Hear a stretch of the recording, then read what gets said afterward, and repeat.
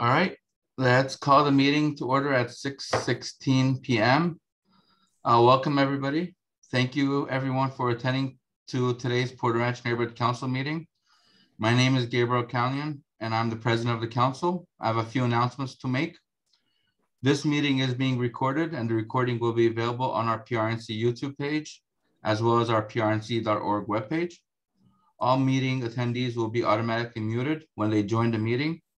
Attendees may address the board in one of two situations. Number one, comment on an agenda item, and number two, provide general public comment. After each agenda item is read out loud and before a board vote is taken on that item, if any, I will ask if any member of the public wishes to address the board regarding the agenda item being considered.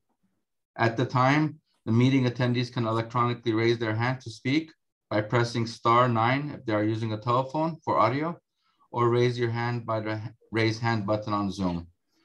That will prompt the president or presiding officer that you wish to speak.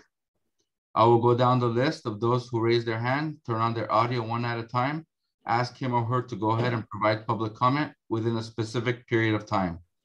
When the speaker's time expires, I will let the speaker know that their time has expired, thank them for their comment, turn off their audio for that speaker. This process will continue until all attendees who have raised their hands spoken. At that time, the board will discuss the motion and take a vote if they decide to do so. As noted in the meeting agenda, there is an item dedicated to public comment on items not on the agenda, but within the purview of the board. When the item comes up during the course of the meeting, I will ask if any member of the public wishes to address the board regarding any issues that are not on the agenda, but within the domain of the board's actions and capabilities. At that time, the meeting attendees can electronically raise their hand to speak using the same procedures described previously. Please note that under Brown's Act, the board is prevented from discussing or acting on a matter that is brought to its attention during the public comment period. However, the issue raised by the member of the public may become the subject of a future board meeting. Public comment is limited to 2 minutes per speaker unless adjusted by presiding officer at his or her discretion. Sorry. Let's do roll call. Christine, please. Okay. David Lasher. David Balin. Present. Hilda. Present. Jason. Here. Luis. Here. Becky. Here, present. Brandy. Here. Jennifer. Here. Voss. Present. Myself, present, and Gabriel. Here. Thank you, Christine. We have a I quorum. believe we have quorum. You're welcome. Thank you. Perfect. Let's move on to the Pledge of Allegiance. Everybody stand up. All right. I pledge allegiance to the flag of the United States of America and to the republic for which it stands, one nation, under God, indivisible, liberty and justice for all. Thank you. You may Thank be you. seated. Thank you. I have a hand up real quick. Voss, you have something to say? Yeah. Board members, representatives of elected officials, stakeholders, and all others present. I am Vas Singh, Vice President of the Porter Ranch Neighborhood Council, and I am here to share a very sad news with you all. Our council's president, Gabriel Khanlian's mom and grandmother have passed away. His mom, Silva Khanlian, passed away on Sunday, January 30th, 2022, and his grandmother, Mary Daldimian, passed away yesterday on Tuesday, February 8th. Gabriel, we all at the Porter Ranch Neighborhood Council are deeply saddened by the tragic loss of your mom and grandmother. We pray to God to grant peace to the departed souls and to give strength and courage to you and your family during this difficult time and we are keeping you and your family in our thoughts and prayers. Gabriel, please let us know. Please know that we are here for you and your family. Again, our condolences to you and your family for your tragic loss. And now I would request you all to please stand and join me to observe a minute of silence for the departed souls.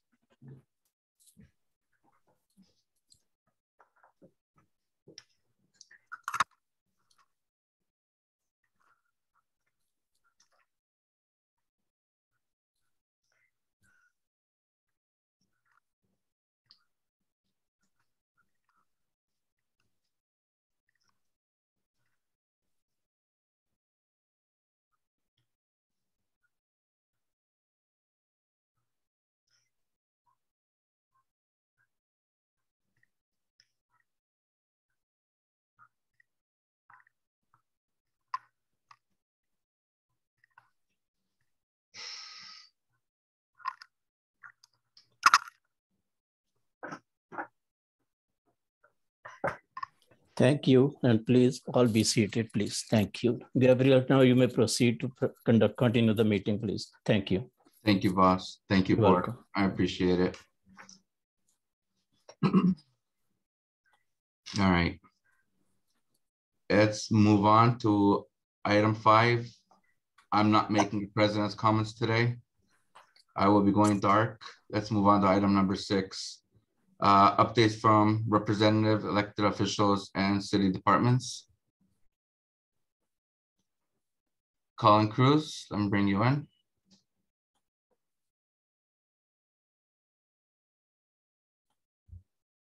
Floor is yours.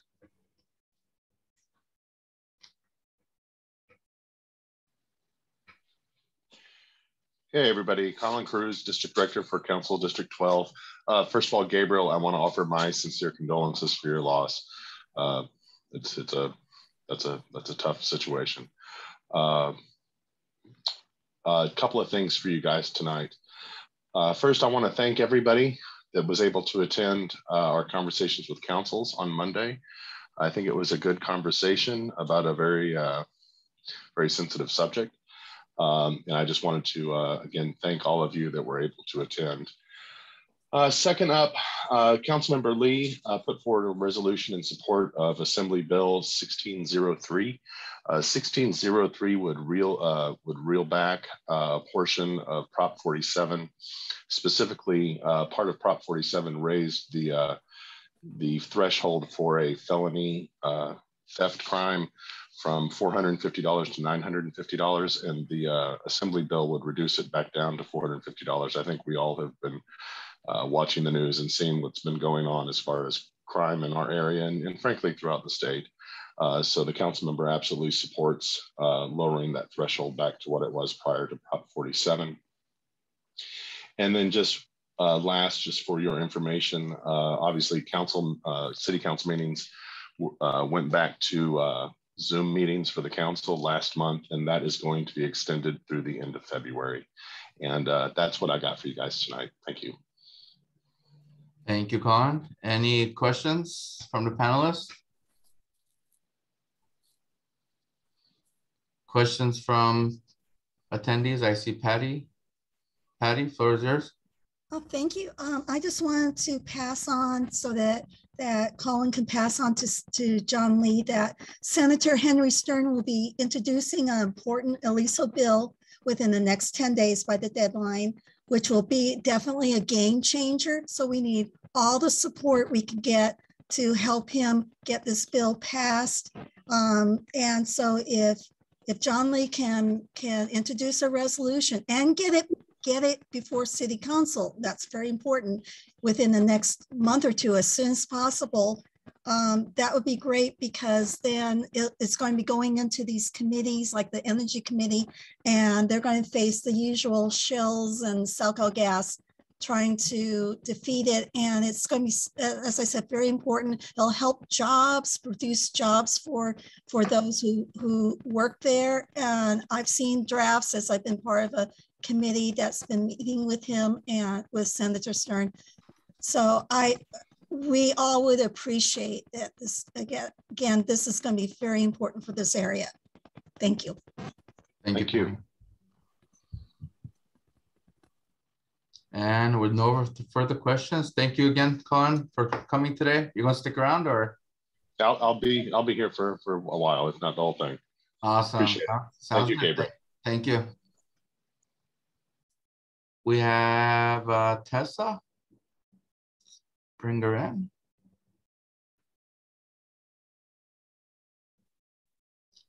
Floor is yours.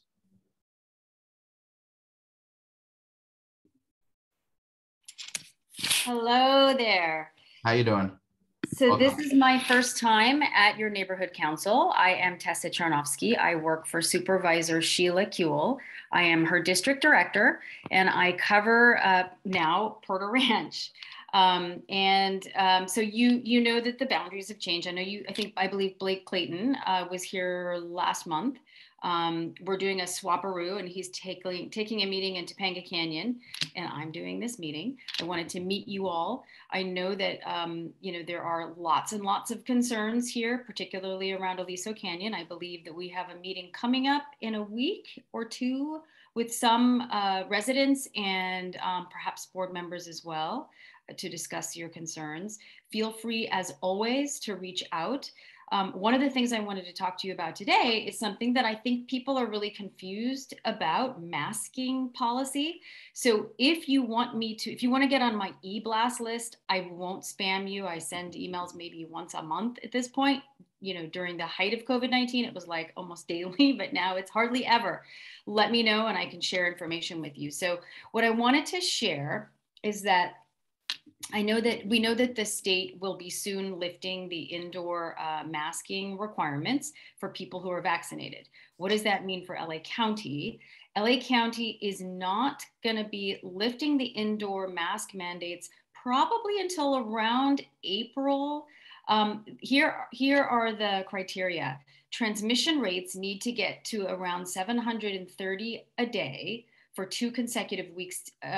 Yesterday, we were at like 4,200, and today I think it was, I don't remember, it was something like 6,000. So it was higher today. So we need to get down to 730 for 2 weeks. And then we also need young children, 6 months to 4 years, have to be eligible for the vaccine, and 8 weeks after that. Then that will trigger the removal of the indoor mask mandate, assuming that there is not another major variant, surge. Let's hope that won't happen. Outdoor masking, however, for schools, childcare centers, and mega events, those will be lifted likely much sooner when we hit 2,500 hospitalizations per day. Over 1 week, 7 consecutive days. Right now, at least yesterday, we were at 2,700. So we're getting close to that. So that's all I wanted to share with you was on masking. But again, reach out. I have tons of information I can share with you what the supervisor is doing. We'd love to have you sign up for her Kuehl happenings. And we are a resource here for you. Thank you. I see a few board members with questions. Becky? Yes, welcome to our meeting, and I look forward to working with you. I have a couple questions. One is, you're having a meeting. Is the whole board invited? Since it involves all of Porter Ranch, that's number one. And when would the date and time of the meeting be? How would we get in? Also, the third question is, what are the boundaries now with the new parameters of Supervisor Kuehl's district? Yes, well, I mean, all of the districts are really large. So the new part. So my area covers the West Valley and the mountain communities up to like Westlake, Village, and Malibu, and then Porter Ranch, Granada Hills, Chatsworth, and then all of the West Valley. I don't mean to interrupt you, but when you say Westlake Village, you're talking about Westlake in Los Angeles, not in Ventura County. No, Ventura, and it's our Westlake, Agoura, like Calabasas, Westlake. Okay. Oh yeah, that's all the area that I cover for her. Thank you. But her district it used to cover Atwater. It doesn't cover Atwater anymore. So, and it doesn't cover much of Hollywood, which it used to cover. Like she used to have LACMA, she used to have the tar pits. She used to have Hollywood Bowl. She doesn't have that anymore. So part of that has been shaved off. She has part of Hollywood and West Hollywood still. And she goes, you know, all the way, she covers Santa Monica, Venice, Mar Vista. Mar Vista's new.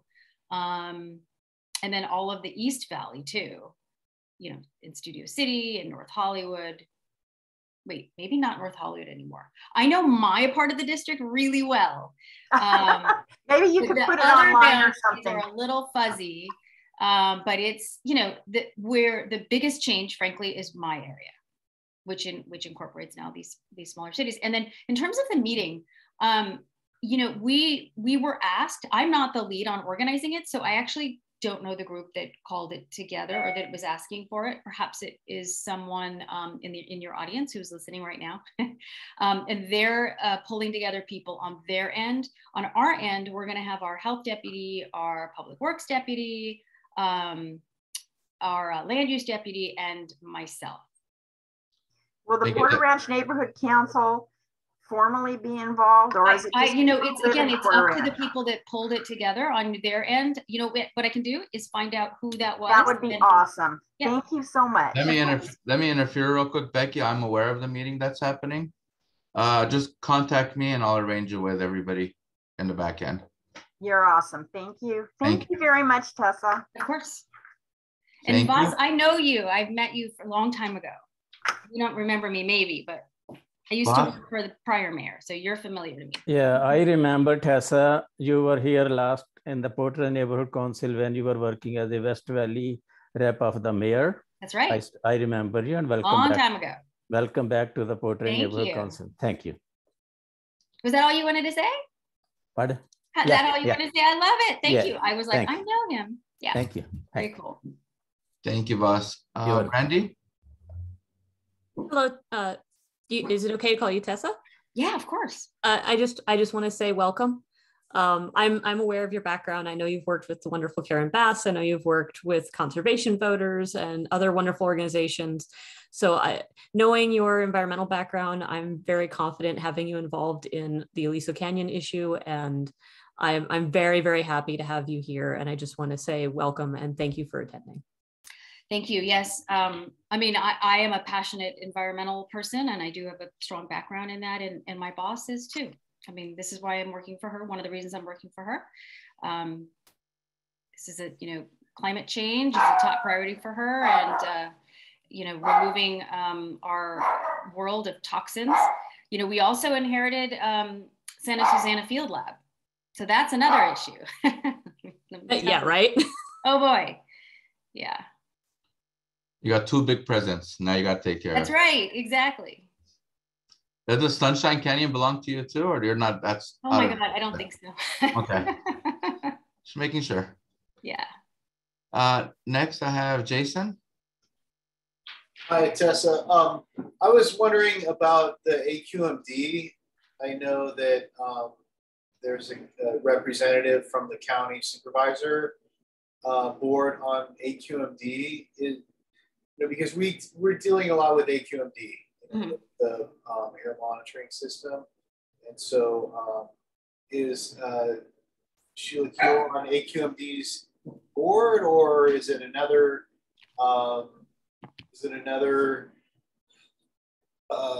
Person on another supervisor? Another supervisor was on it. There may have been a change. Let me one find of out. you guys are on there, but that is like a liaison. I mean, that's how we get our message across, right? Is through that representation on AQMD. So if Supervisor Kuehl is not, then it's important that I don't know if you're aware, but we have this air monitoring system that is now out for bid. So working closely with the representative on AQMD's governing board, I believe one of the supervisors should be on that board. So that's my question. Do you know who's representing AQMD on the this from the supervisors, Okay. county supervisors' perspective. Let me get an answer for you, Jason. Who do I send my answers to? Do I send it to you, Gabriel, or? Yeah, Gabriel will filter everything through. Okay. It's always like good protocol. I'm writing notes. I'll Start get that from for the you top. tomorrow. Thank you. Thank you. Yeah, absolutely. Yeah, and just like, you know, I think that this board certainly has a willingness and a desire to, you know, have these kind of conversations regarding, you know, the monitoring, the fence line, you know, the facility, et cetera, et cetera. To Becky's comment, you know, I think that we want to also have our own dialogue as a neighborhood council.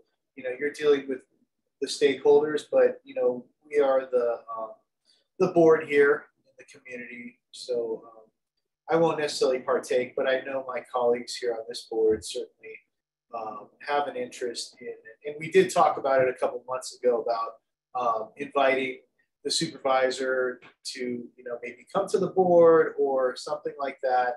So, you know, we are eager, and we thank you, and we appreciate, you know, your attendance, and look forward to, you know, working on this and everything else. Hopefully some fun stuff too. For sure. Thank you. Yep. Thank you, Jason. Becky, you have one more question? Oh, I just want to say, we were elected by the people to represent Porter Ranch as well. I just kind of wanted to say that. Thank you. Thank you, Becky. I got 4 questions from the audience. Alan or Brian Allen, floor is yours. Thank you. This is Brian Allen. I'm with Granada Hills North. And Tessa, I find your comments that the county is going to extend masking to be completely out of sync with both the state and most of the country, and 2 major countries in the world who have relaxed completely. I don't understand it, because we all know, it's widely stated, that most of the hospitalizations and COVID infections are coming from unvaccinated individuals. So by what degree of knowledge is the county more intelligent, more knowledgeable, more accurate than the rest of the country and the governor himself of this state? And by the way, the meeting that you're talking about is a meeting set up by the CAG. Well, we would never refuse the Porter Ranch from being partaking. It is by the CAG that it was set up, but continue.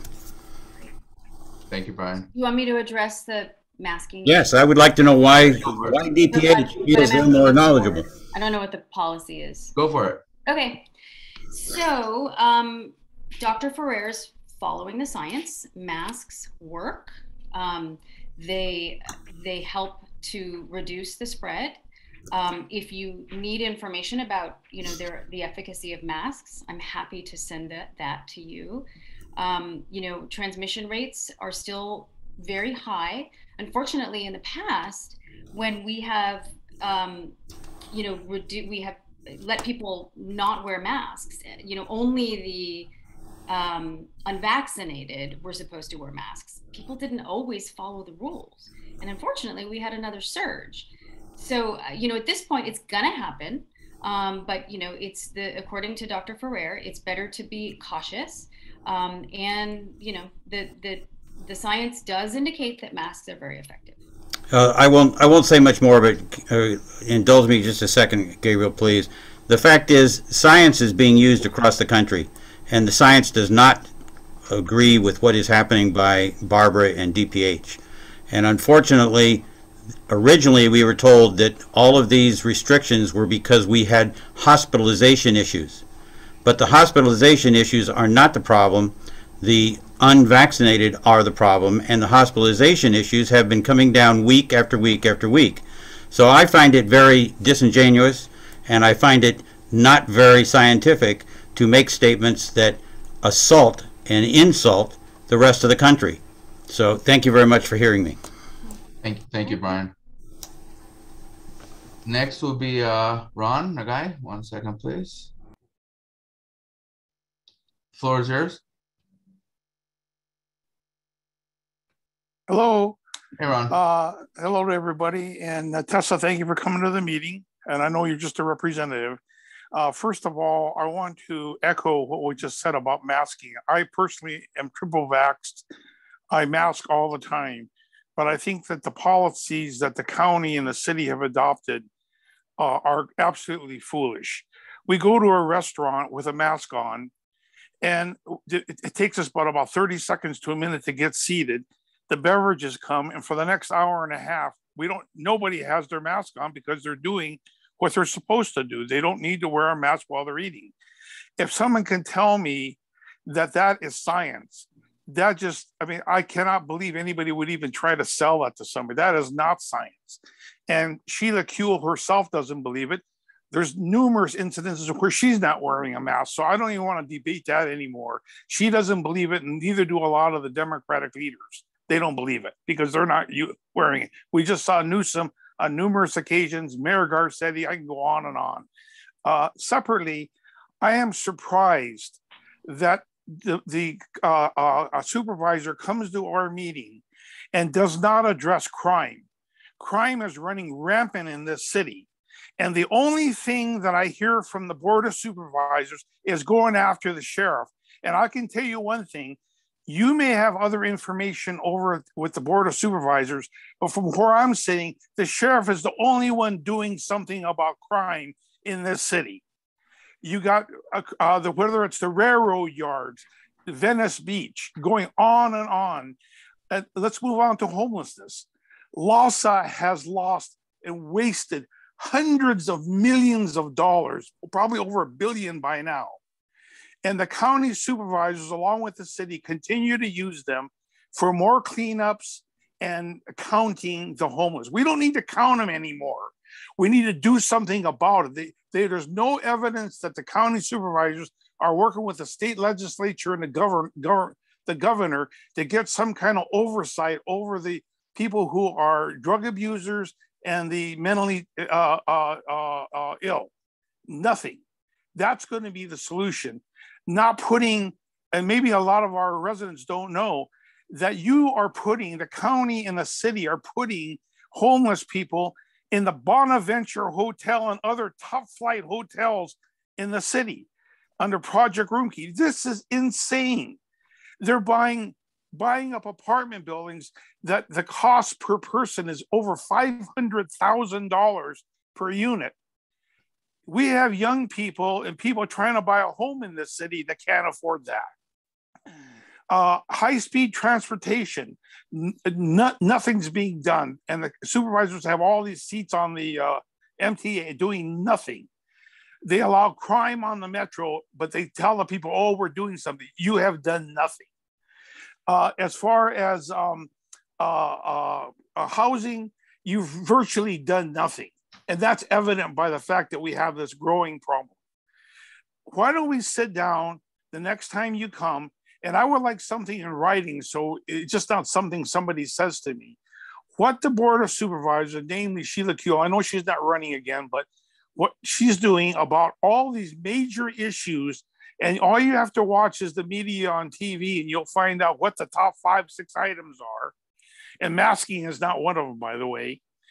And get back to us in writing, what specifically are the County Board of Supervisors doing about crime, economic development, housing, the homeless problem, solving, and then in conjunction with that, helping the mentally ill and the people who are on drugs.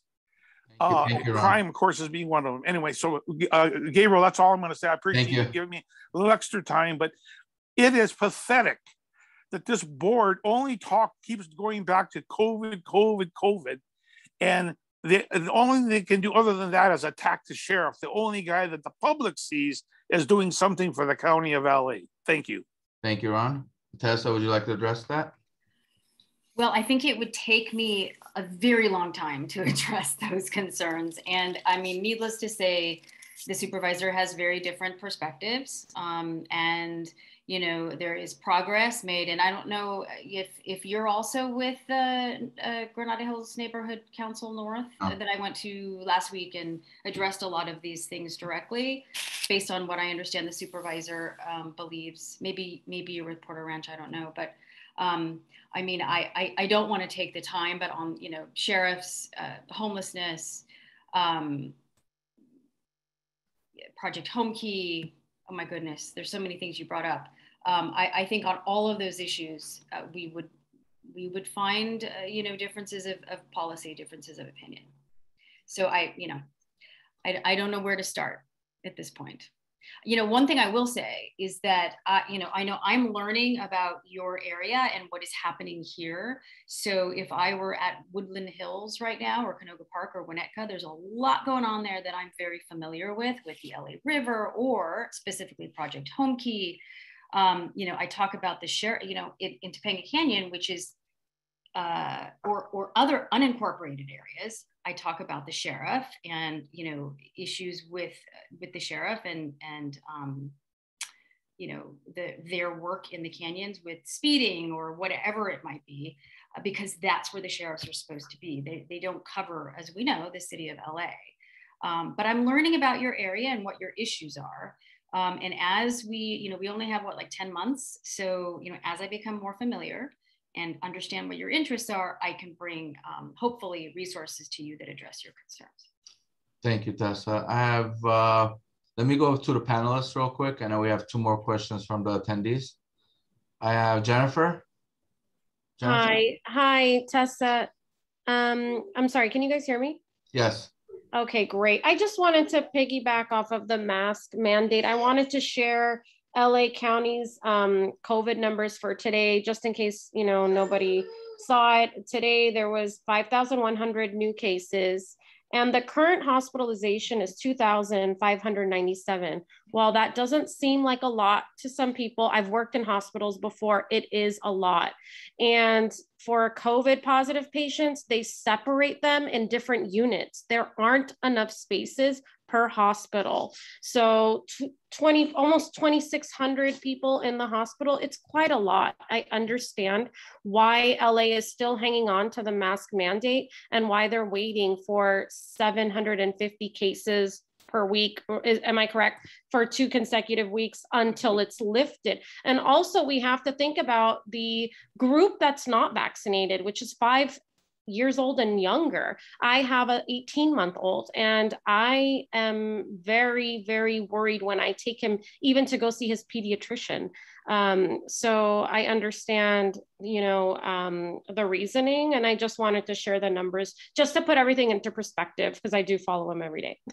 That's all. Thank you, Tessa, for coming. Yeah, thank you. That's great. Thank you. Yeah.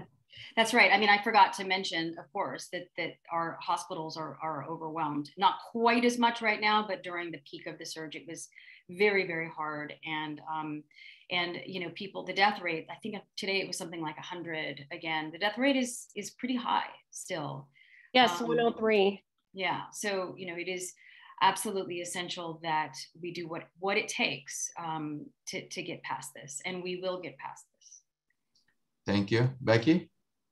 Oh, just want to say just a couple comments. One, this whole Super Bowl thing is just like throwing my mentality out of the ballpark. Just a statement.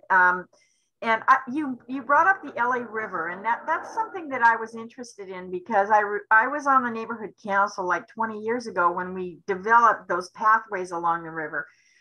What is the situation? Are there a lot of unsheltered homeless people living along the river? That was my fear when we addressed this issue in the very beginning. Do you know like what that's all about?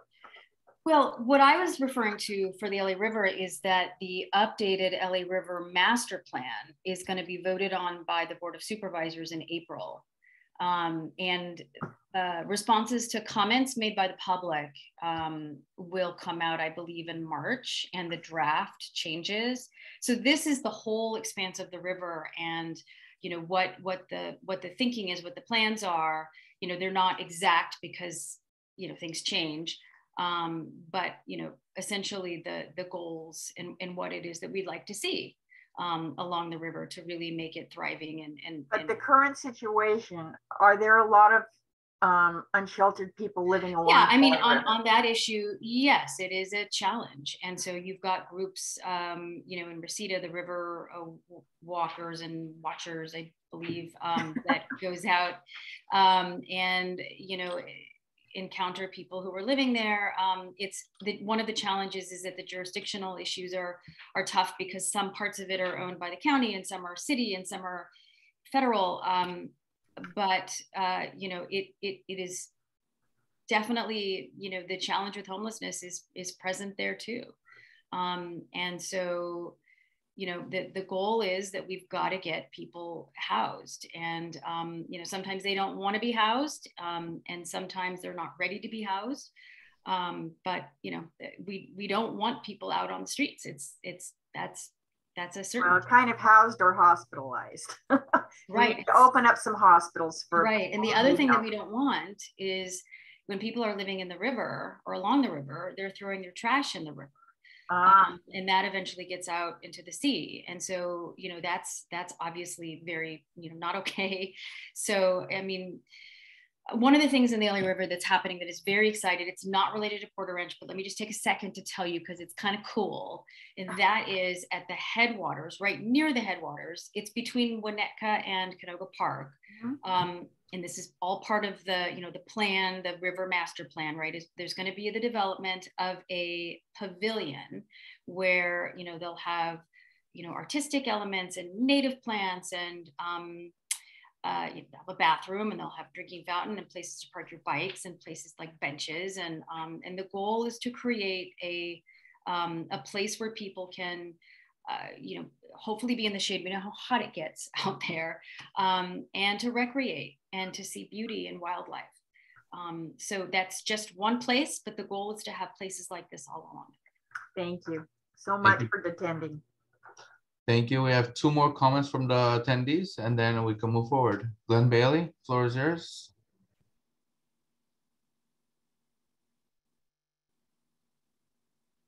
Hi, Tessa. Glenn Bailey. Hi, Glenn. I was gonna take this offline, but since it was mentioned publicly with earlier on about the district boundaries, and the question came up about Sunshine Canyon Landfill. I was at a meeting of the Sunshine Canyon Landfill CAC in January, and they discussed that in detail. And it turns out the landfill is now totally within the boundaries of CD3, of Supervisorial District 3. And that was confirmed by the landfill operator as well as the other folks. So, so yeah, one more environmental issue for your plate. And also that CAC is made up of appointees by the county supervisor. So I'm not sure how that's going to work in the transition, but you know, I mean, I guess they have existing terms. Anyway, I won't take Porter Ranch's time to discuss that, but since there are people here from Granada Hills and the issue, and there has been cross issue of what happened at Aliso and as well as Sunshine, I want to make sure you're aware that is, whether you like it or not, is now in your lap. Thank you. Thank you, Glenn. And Glenn, you owe me a call about parks. So let's get in touch and we'll talk about Sunshine as well. Okay, I did forward you the county assessment info. I didn't get it. Okay, I'll do it again. Okay. Okay, thanks, bye. Thank you, Glenn. And Mr. Craig, floor is yours. Hi, thank you, Gabriel. My condolences. Tessa, thank you for being here. My name is Craig Galante, and I'm the CAG member who's also a representative. Right. I'm not a board member. Your name, yes. There we go, good. So yeah, we very much look forward to meeting with you at the end of the month. And PRNC members, you know, you have representation. Please go through proper channels. We'll make sure your issues are covered. But Tessa, I just wanted to make sure that, because you opened your introduction by saying how important Aliso is to this community. And it definitely is. And you heard a lot of other concerns of crime and other things. But I think Aliso is something that we really can do something about. You know, there's been some criticism even on this call, and it's ongoing, that public health has been incredibly aggressive in mask mandates and whatever else to protect the community from COVID. You could argue that they've been aggressive in their posturing and their policies. The opposite is actually happening in Aliso. This community has been pleading for certain things, including the clinical evaluation of the community that was impacted by the exposures. That has been falling on deaf ears for over 2.5 years, even before the CAG was put in place. This is not acceptable to the CAG, it's not acceptable to the community. That will be one of the core issues that we'll be talking about later this month.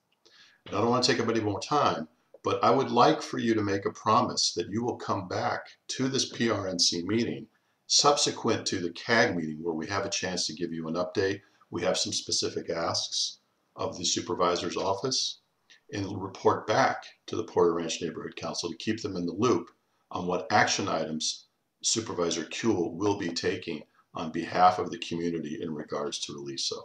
Can we commit to that? I will commit to coming back.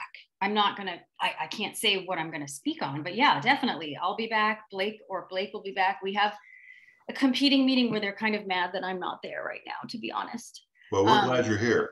Yeah, they're like, what do you mean you're not coming? But yeah, I mean, we are. You inherited a hot mess. You inherited a hot mess. I know.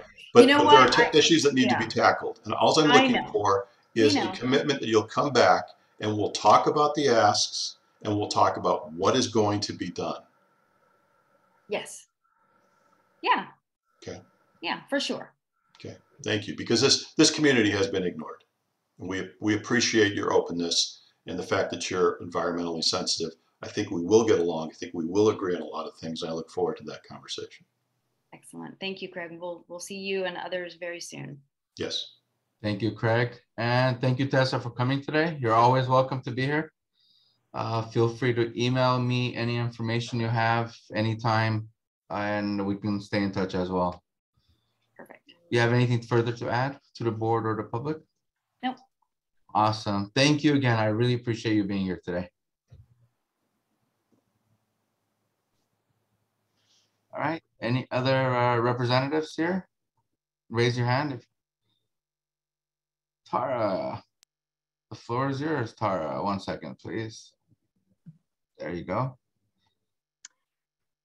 Great, thank you so much. Good evening, everyone. My name is Tara Vidani. I work for School Board Member Scott Schmerlson, and I have a couple of updates I'd like to share on behalf of the district. Firstly, I believe last time I was here, I shared that Mr. Geringer, who was the assistant principal at Castle Bay, got a new opportunity at Chatsworth Park.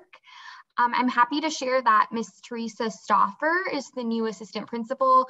She comes from Germain Elementary School, where she was most recently the coordinator.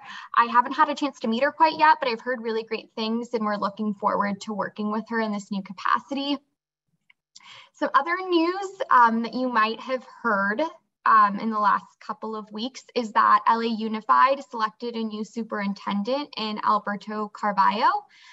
He is, well, I guess he was the superintendent of Miami Unified, which is the country's 4th largest district. He was there for 13 years, and we're really excited that he has decided to join the LA Unified family. His first day is going to be February 14th, so it should be an eventful Valentine's Day for LAUSD. A couple of updates I wanted to share with you from our office is that Board Member Schmerlson will be hosting a financial aid webinar next Wednesday, February 16th from 5 to 7 p.m. with Assembly Member Jesse Gabriel and some of his colleagues on the board. I urge you to share this opportunity with any high school seniors in your life. So the FAFSA form and the CADA form, it's really highly encouraged that they're submitted by March 2nd, so students can capitalize on all of the potential financial aid they're eligible for. So I can go ahead and share that information with Gabriel on how you can join the Zoom. But even if your senior in your life doesn't know if they want to pursue university next year, it doesn't take that long to fill out the form. Encourage them to fill it out, because students who complete the forms are more likely to end up pursuing post-secondary pathways. I also wanted to let you know, a theme of this meeting has been on climate change and environmental harms. So I'm happy to share that yesterday, the board unanimously approved a resolution Mr. Schmerlson introduced that would bring to LA Unified a comprehensive climate literacy program. And so this work is the result of many months of plan heading and really spearheading from the Climate Curricula Committee of the Climate Reality Project. And they came to the district and said that if we want our students to one day save the planet, we need to help them understand why it's so important to preserve our planet and how they can go about doing that. So this resolution will move the district to create a task force that will develop curriculum and professional development trainings that are really interdisciplinary. So it's not going to be like science is the only time you learn about climate change, but thinking about how in other classes, like in English class, even in math class, how you can start talking about climate themes. And then the resolution also prompts our local districts. So for this community would be local district Northwest and schools to designate a climate champion at each school site so that there's a person who's spearheading and pushing this work at your local school. And then lastly, I wanted to let you know that the board's Family and Community Engagement Committee, which Mr. Schmerlson chairs, is meeting tomorrow at 5. I can also send the link to join to Gabriel, but if you go to boe.lusd.net, it's going to be like one of the first things you see on the board's website. Tomorrow we are talking about, we just heard from Tessa. We're going to be hearing from the county's dental director, Dr. Cabezas, who will be talking about oral health. And this is a really important topic. Not a lot of people realize that tooth decay is the leading cause of chronic childhood illness, and that the #1 reason for absences is cavities and related tooth pain. So we are looking forward to learning more about efforts in Los Angeles to bring more affordable access to dental care to our students. And then secondly, we are going to be joined by State Senator Portantino to learn more about Senate Bill 830, which is a bill that, if passed, would transition California from an attendance-based funding system to an enrollment-based funding system, which is thought to be more equitable. It's also the way 46 other states currently fund their schools. So we're looking forward to learning more about this bill as a committee. So with that, I see there's some questions, so I will let Gabe pick on people. Go for it. Jason? Yeah, hi Tara, nice to see you, nice to hear your voice. I share with the board the information about the youth, LA City Youth Council. I know you had a lot of announcements, but I think it's really important that we get our youth involved. This is age 16 to 25, and there's a stipend involved, but we need to, hopefully Gabriel and Christine can add this to the newsletter, and let's try and get some Porter Ranch youth involved in the city to kind of groom our next generation. I also wanted to mention, we have a fantastic leader on education now. Hilda is our chairperson of education. So I wanted to make sure I introduce her to you. Hilda took the liberty of meeting with Castle Bay and PRCS. And we have a motion on here for, as I'm sure you know. But one of the things that my question relates to is, the computers. So like the computers, they get old, the staff there in the front office are struggling with computers that, don't load that quickly and things like that. And I'm just wondering, can you look into possible resources with, either the district or the school board member, in terms of, because it's very difficult for the staff, the staff already have a lot on their plate. And, when they have to deal with computers that don't, pull up information quickly and things like that. So, there's a regular replacement cycle for computers, right? So how does that work? Does the district update computers on like a program fashion, or is that just something that falls back? Like, because it doesn't seem fair that like the parents would have to raise money for district computers. You know what I'm saying? So I just wanted to, maybe it's kind of one of those quirky things, but I just was curious, like, how does that work within the district in terms of keeping the technology, you know, current and efficient and up to date? Thank you. Yeah, great. Thanks for, and I'd love to chat, Hilda. At some point, I did see photos of you visiting our schools on Facebook, so that was great to see. To your question, Jason, I did briefly speak with Mr. Price. This was a topic that came up at our last Principal Advisory Council meeting. Currently, the district has established programs to centrally fund student technology and teacher technology. These were new programs that were brought about during the pandemic, because pre-pandemic, we weren't a one-to-one district. Not every single child would receive a device, and not every single teacher would necessarily receive a device that they could take home. So those are kind of some changes that have been made. At present, we do not have a central program that funds main office technology. This is something that, because the district kind of has consumed the cost of the student technology, which is really the most expensive technology that a school purchases. At present, you know, the expectation is that schools will use their budgets to purchase and replenish main office technology. I don't know if that's the best way to go about things moving forward. Yeah. So you know, yeah. If I may just say, you know, I was on governance, and Castle Bay allocated almost like 250, 300,000 to pay for student computers. So they used their money to pay for student computers. They didn't get computers from, I mean, maybe they got 100 or some from the district. They actually funded those iPads through, you know, governance and other accounts. So now the challenge is, but I guess the bottom line is hopefully there's a solution. So I just bringing it up, and I'm sure that we'll figure something out. So I know you work very hard for the schools, and so, you know, that's all.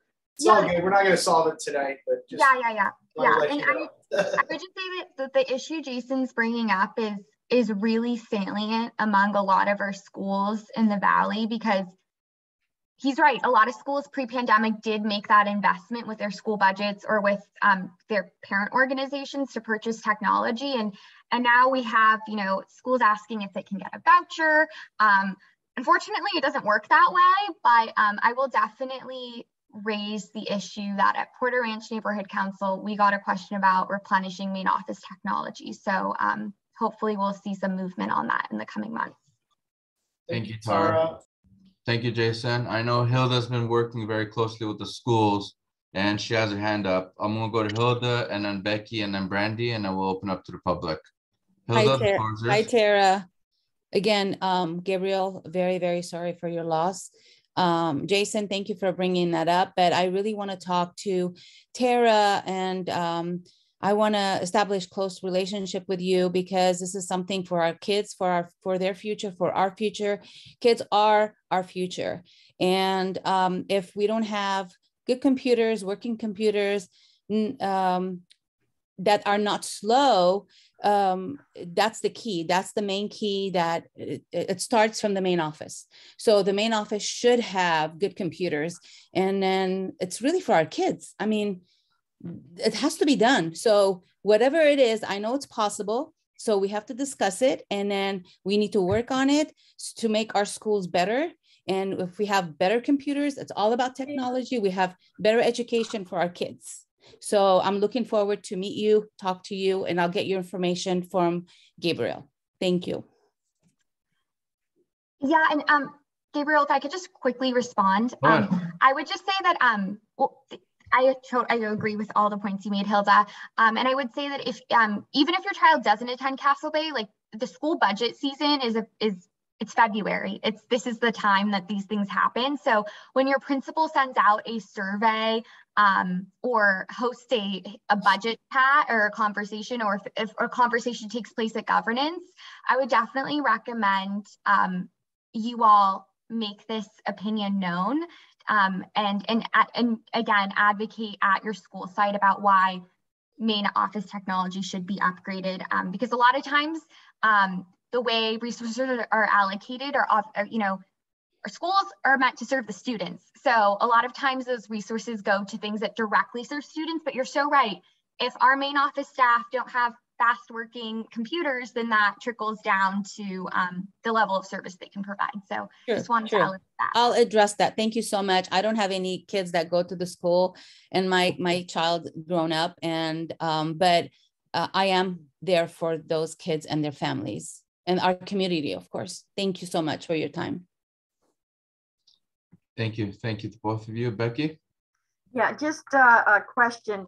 You had mentioned that Supervisor Smirlson was having, it's for high school students. What about junior college students? Will it address ways for them to get funding? The ones who are homeless or low income, will it address any of that? That's number one. Number two, I'm thrilled to hear about your dental program. As a practice administrator for 50 years in healthcare, in the dental community, with all kinds of CPR training and dental training and life support training, I will tell you, I think that this is a very welcome event, and you are so correct. My son worked for a pedodontist for many years, and I'm so happy that you're addressing this issue. So get back to my other question, is this open to like students who are homeless, who are in junior colleges, who need funding, or is this just for LA Unified? Well, first of all, I hope you tune in tomorrow, and I'll send that information to Gabriel. And then to your question, yeah, anyone can participate. So this is in conjunction with Assemblymember Gabriel, but you can be from anywhere. The event's on Zoom. There's no maximum capacity. Okay. And yeah, so even if you are in junior college, let's say you would go to Pierce College, you will need to fill out the FAFSA or the CADA form. So yes, definitely, if you know students in community college, also remind them to do that by March 2nd. Thank you so much. Thank you. Brandy, floor is yours. Becky said a lot of what I was going to say, but I will double down and say thank you so much for focusing on the importance of dental health care, because people often forget that you can die from.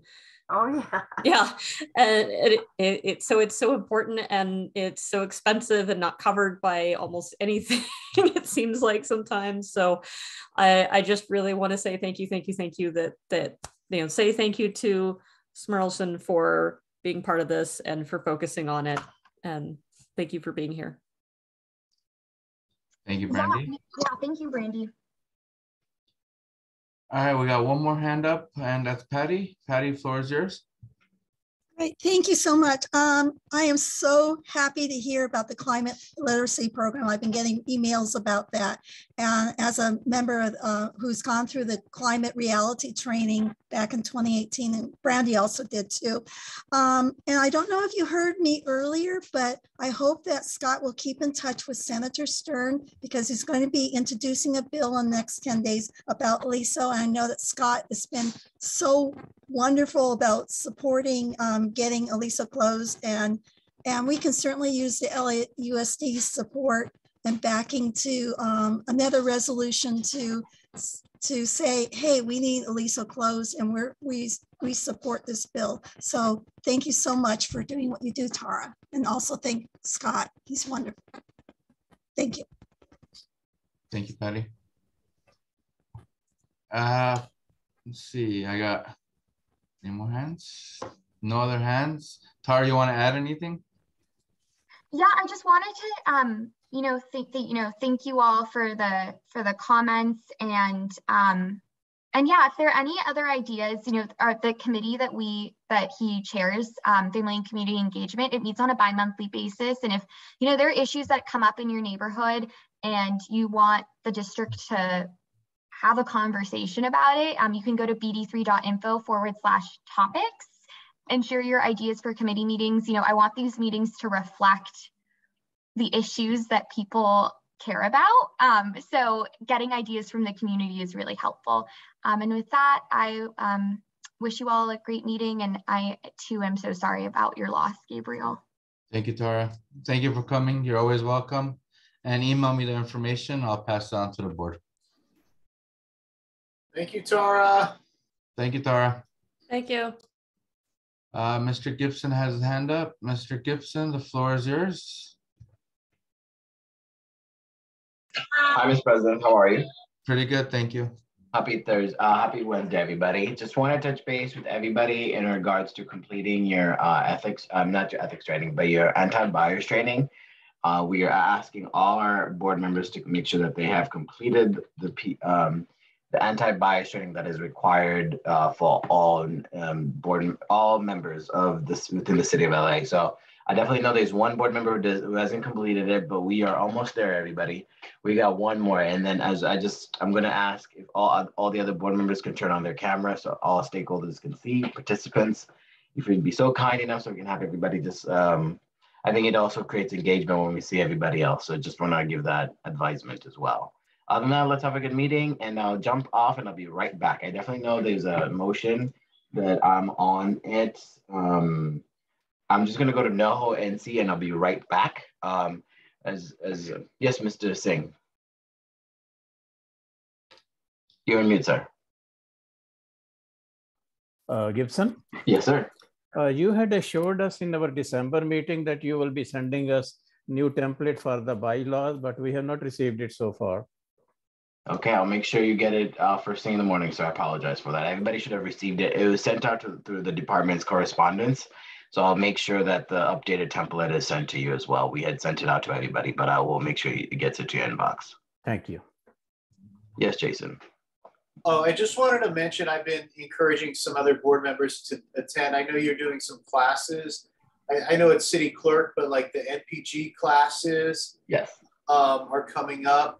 And they're very good. I strongly encourage all board members to take those classes because understanding the NPG process, how it works. If you could just briefly mention what classes are coming up, I think that's very helpful because it really helps you understand the workings of how we fund different projects or causes, whatever it may be. I'll send out I'll find the email and correspondence for the dates, and I'll make sure it's in everybody's inbox. Thank you, sir. Any other questions for him? Nope. I guess we will see you in a few items. I think item number 12. Got it. We'll definitely keep track of time, and so I'll come back. Thank you, sir. We'll see you soon. Bye. And without any more hands raised up, we can move on to the next item, which is item number 7, public comments. Assad, the floor is yours. Thank you, Mr. President. And on behalf of your neighbors in Renaissance and the whole Porter Ranch community, our condolences for your loss. And with that said, we had a recent meeting on Sunday, January 30th, in which one of the mayor candidates, Mike Fura, was at the Viking Park. Vasa Singh and myself were there. And the main items I just wanted to share with this board were, of course, the homeless shelters. And he talked in depth about the Chatsworth homeless shelters since we don't have any in Porter Ranch. There was a lot of discussion about the COVID-19 mandates and rules and the mask. And actually, the community present at there was divided into against and for, which was interesting. We didn't get any much answer from Mike about it. Just he is enforcing whatever LA County is doing. There was a very brief mention of Alicia Canyon. He didn't get much into it, just that he wants, if he's elected as a mayor, he will work with LA County without even giving any commitments of closure or keeping it open and all that. The one item that was also controversial was the speeding. and he gave a lot of hints on how he would address it and all, and how he would get to it. And speaking of speeding, I sent to the board an email in regards AB3, the state legislation AB3 addressing street racing, in which LA City Council is supporting. And I was hoping that PRNC would at least issue a CIS and maybe consider to have an ad hoc committee specific to the street racing issue. Historically, we worked very hard on it within the safety committee, and maybe now is another good time for our safety committee chair to have a meeting planned with the community. We have a lot of items to be mitigated. There is a lot of solutions that were on the table, and hopefully that work. And thank you. Thank you, Assad. Any other public comments? Glenn Bailey, floor is yours.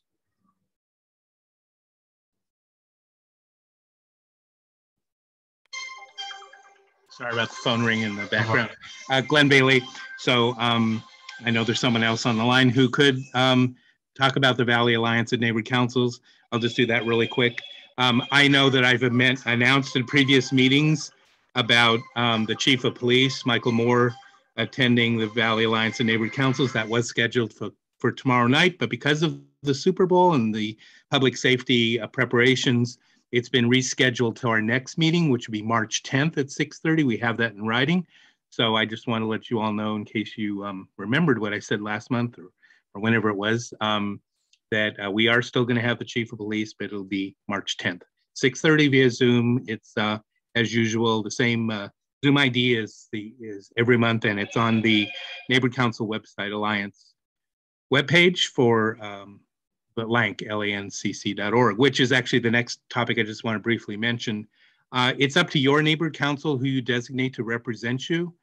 And at Saturday's Los Angeles Neighborhood Council Coalition, we had a number of issues that we voted on. And so we don't question who, if someone says they're representing a neighborhood council, we don't question that.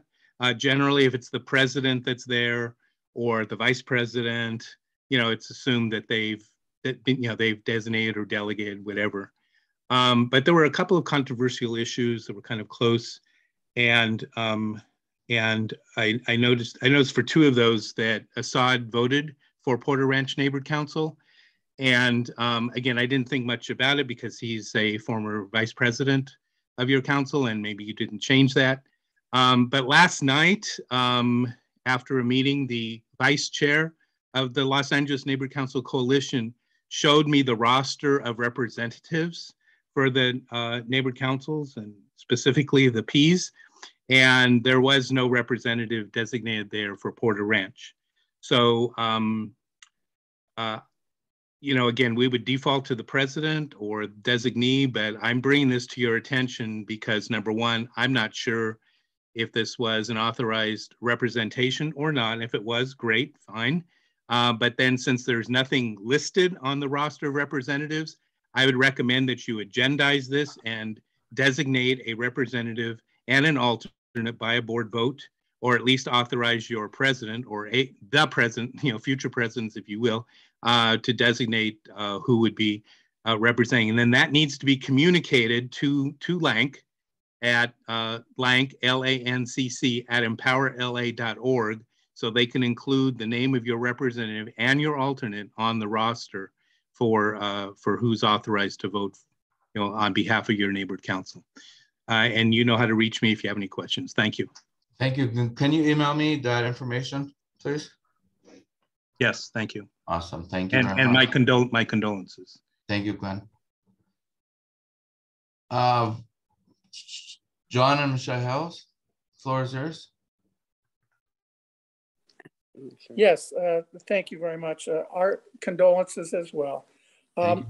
Be a surprise, I go up to Kaiser on a weekly basis, and I happen to notice next door to Kaiser, they're building a Hampton Inn.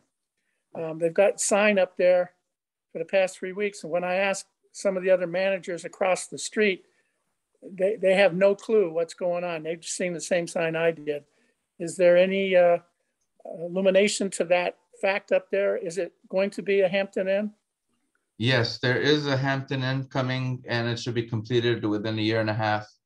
And next to Hampton Inn, there will be a restaurant that there's going to be built as well between Kaiser and Hampton Inn, is my understanding. The Hampton Inn broke grounds about a month ago, so they are building it. Okay, excellent. I watch a lot of the plum committees. I somehow missed that one. Thank you very much. Thank you, sir. I have 2 more questions and then we can move on because I see 2 people from the city lighting here already eager to talk. So Assad, real quick, please keep it to 1 minute or less so we can move forward. Assad, floor is yours. Thank you, Mr. President. Just to clarify on what Glenn said, I voted on the transportation item on my capacity as a program manager for the city of Los Angeles. The item was pertaining to EV chargers and bikeways and transportation. So I was not representing Porter Ranch. I was representing my position as a design build program manager for the city of Los Angeles transit system. Just to clarify so that I'm not conflicting with you guys. I know you're the board and I'm former board. Thank you. Thank you, Assad. Ron, if you will keep it at 1 minute real quick. Floor is yours. Hello, Gabriel, my condolences as well. I had signed in earlier, but I'm not sure what exactly was said. Again, my condolences to you. Thank you, Ron. And your family. I just wanted to say, I hope the board will consider joining with other neighborhood councils and setting up a mayoral forum, because I think the community really needs to know what's going on. Things important, like, for example, we have a guy like Mike Fuhrer who says he's a friend of the environment. You may recall many years ago, he voted for the expansion of Sunshine Canyon. And more recently, the fines that came out of the lawsuit, I don't think Porter Ranch has seen any of those dollars. It got sucked into the city, and he never responded back to us as to what happened to that money, that money should have come back to Porter Ranch, and nothing's been done. So I think we need this kind of information out to the public so they know who they're voting for. People who claim to be a friend of the environment who are the exact opposite. Anyways, I hope the board will consider some sort of a joint program where we can have the mayoral candidates up here in Porter Ranch. Thank you. Thank you, Ron. And Glenn, if you can keep it less than a minute, and you'll be the last public comment. Go ahead. Thank you, Glenn Bailey, and I apologize, but I do, just for the record, the Los Angeles Neighborhood Council Coalition is a coalition of neighborhood councils, and it's clearly stated at the vote, there's only 1 vote per neighborhood council, period. Those are the only people who get to vote. So my comments stand with regards to your neighborhood council designating a representative and an alternate, but I also wanted to say that under no authority and under no circumstances is anyone allowed to vote other than a representative of one of the 99 neighborhood councils. And I will be sharing what was stated here at tonight's meeting with the Lank officers, and everything is recorded, so we can certainly review the recordings. Thank you. Thank you, Glenn. And as I said, I'll work with you on that so we can get that clarified. All right, let's move on real quick to item number 8. Let me bring in everybody in. I think Becky had a quick comment. Oh, she put her hand up. Sure, no. If I could ask a question. It's 2 seconds. Glenn said Lank, and then he's using an acronym, and for the new people, I don't think they all know what all that means. If we could just say what Lank stands for once and for all, because it's kind of going back and forth. Sure. LA. Glenn, you want to address that? It's Neighborhood Council Coalition. Okay, perfect. Correct. Just go to the website, lancc.org, and you get all the information. Thank you. Thank you. All right, let me start bringing everybody in. We got Rudy coming in. And then we also have Eddie coming in.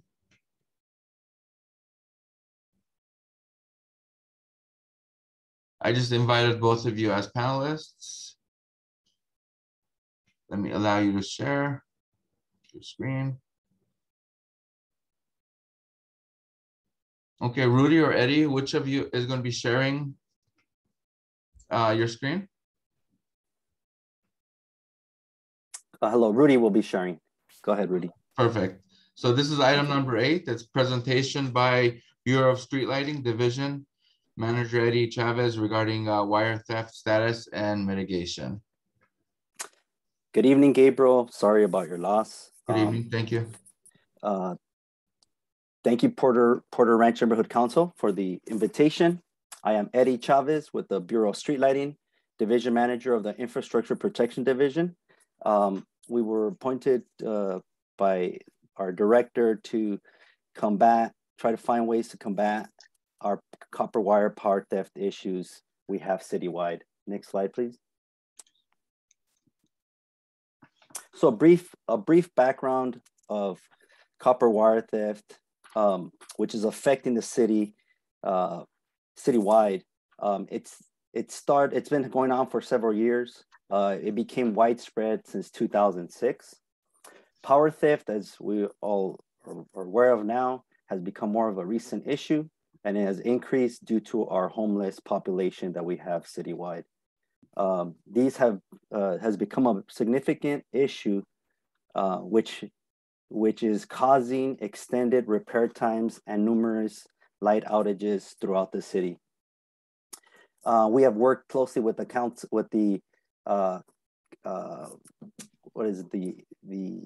council to see how we could penalize whenever anyone is caught stealing or vandalizing our infrastructure, which is stealing our wire or tampering into our infrastructure, as you could see in the pictures to the right.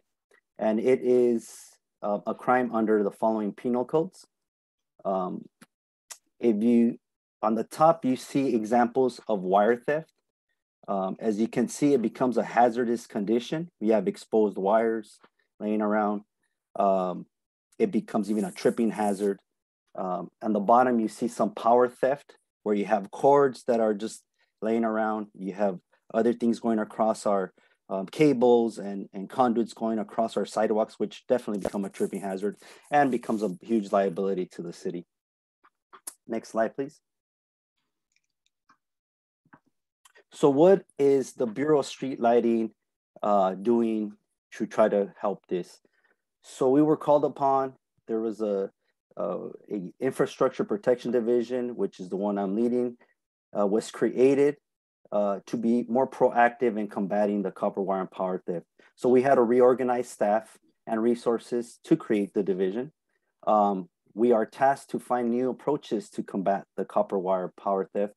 And we are now implementing new matrix to track data and to compare how many incidents are based or due to copper wire theft.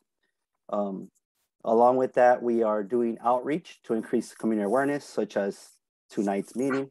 And also we are reaching out to council offices and other community organizations so that,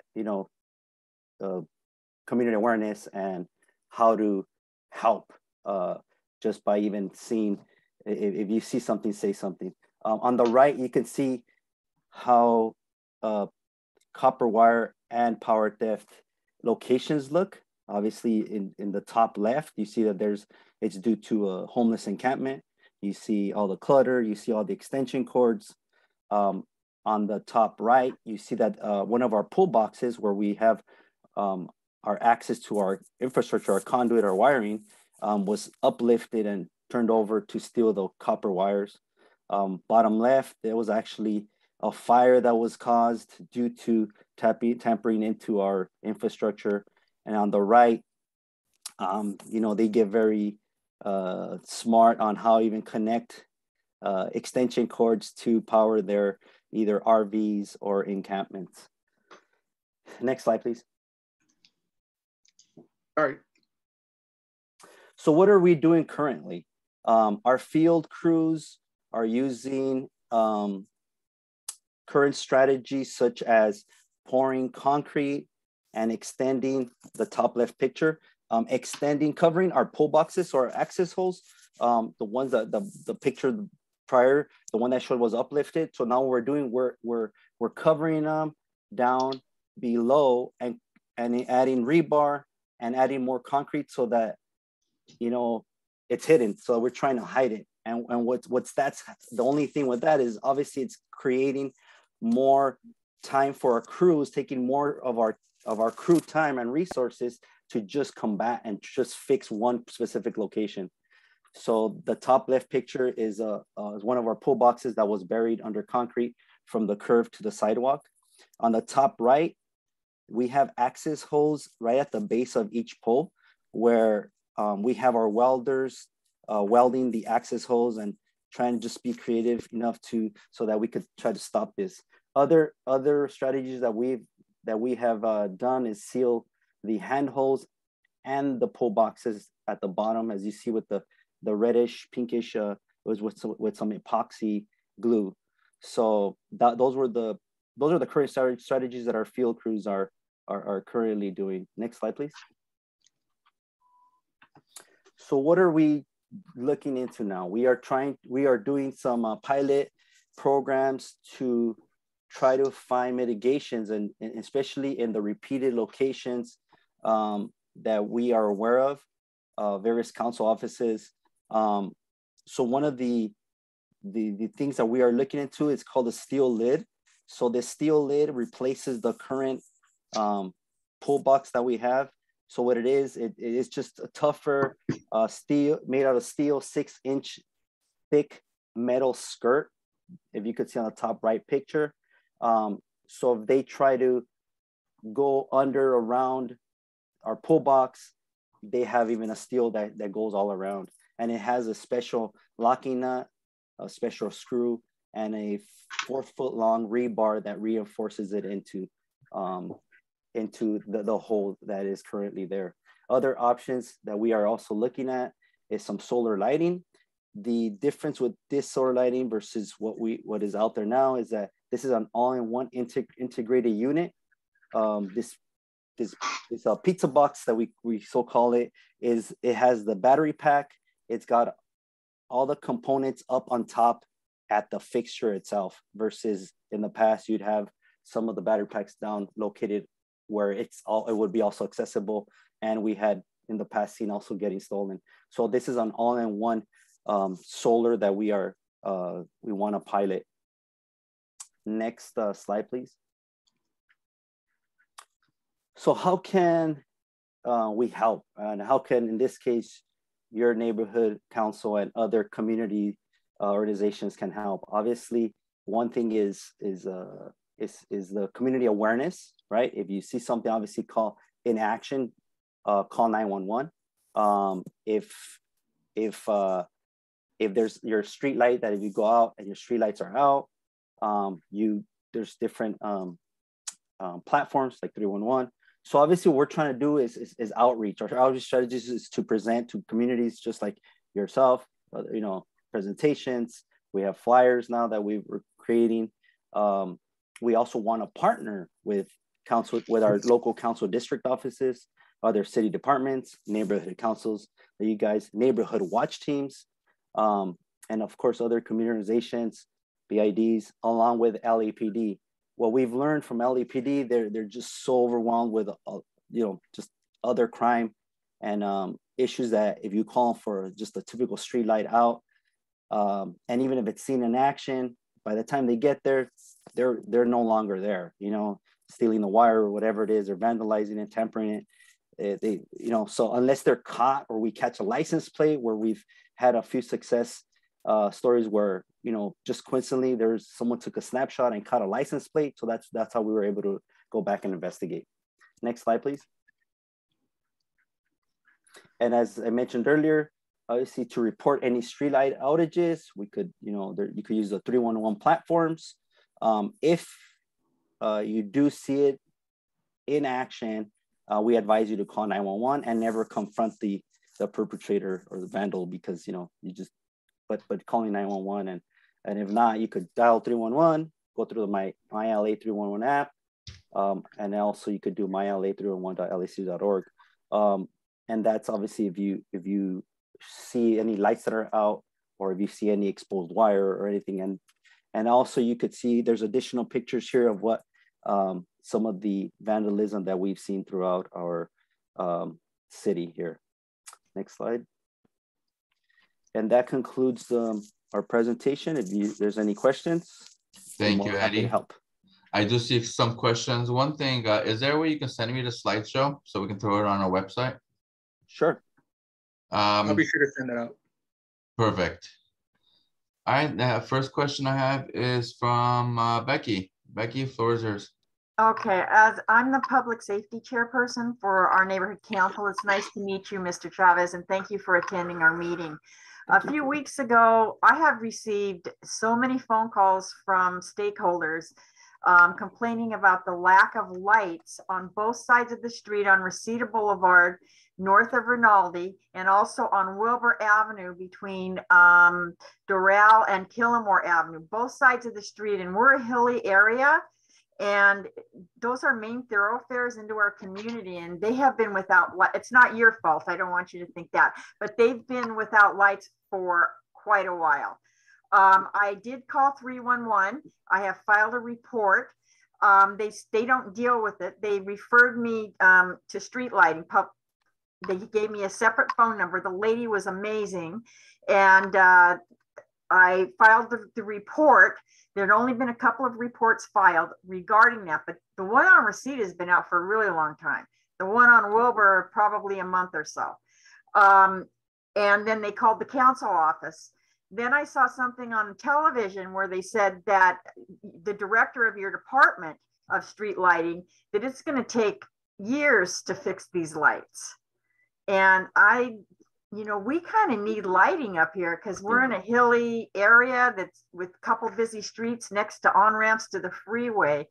Why are they stealing the copper? Are they stealing the copper wiring, or are they just using electricity from it? That's it.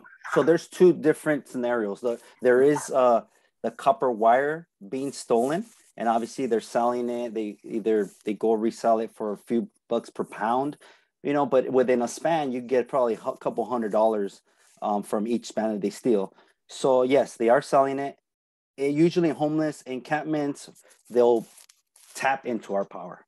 So there's two different scenarios where lights could get affected. So that's the thing, that if we could at least try to, even in where there's encampments, so even if they temper it, sometimes if something goes wrong with their connection might be working, but some of the lights down the street might go off. So both could affect the lights on an entire block if that's so yeah, but they are selling it. Thank you. Mm-hmm. What else is it used for?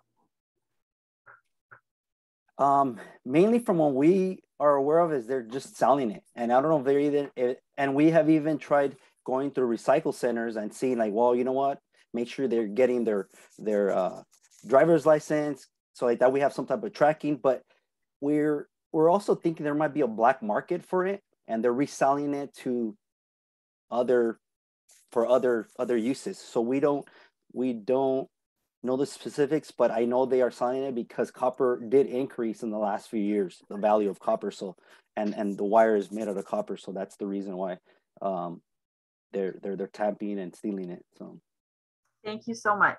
Thank you. Jason? Yeah, I have sympathy for you, Mr. Chavez, because this is just an astronomical problem. And, Becky is mentioning Porter Ranch, and, we like to have our lights back on. And, I want to thank Assad for getting that done quickly, but I know it's going on everywhere, all over. I mean, this is just a huge problem. I've actually, I'm an electrical trainee now, and I've been studying solar.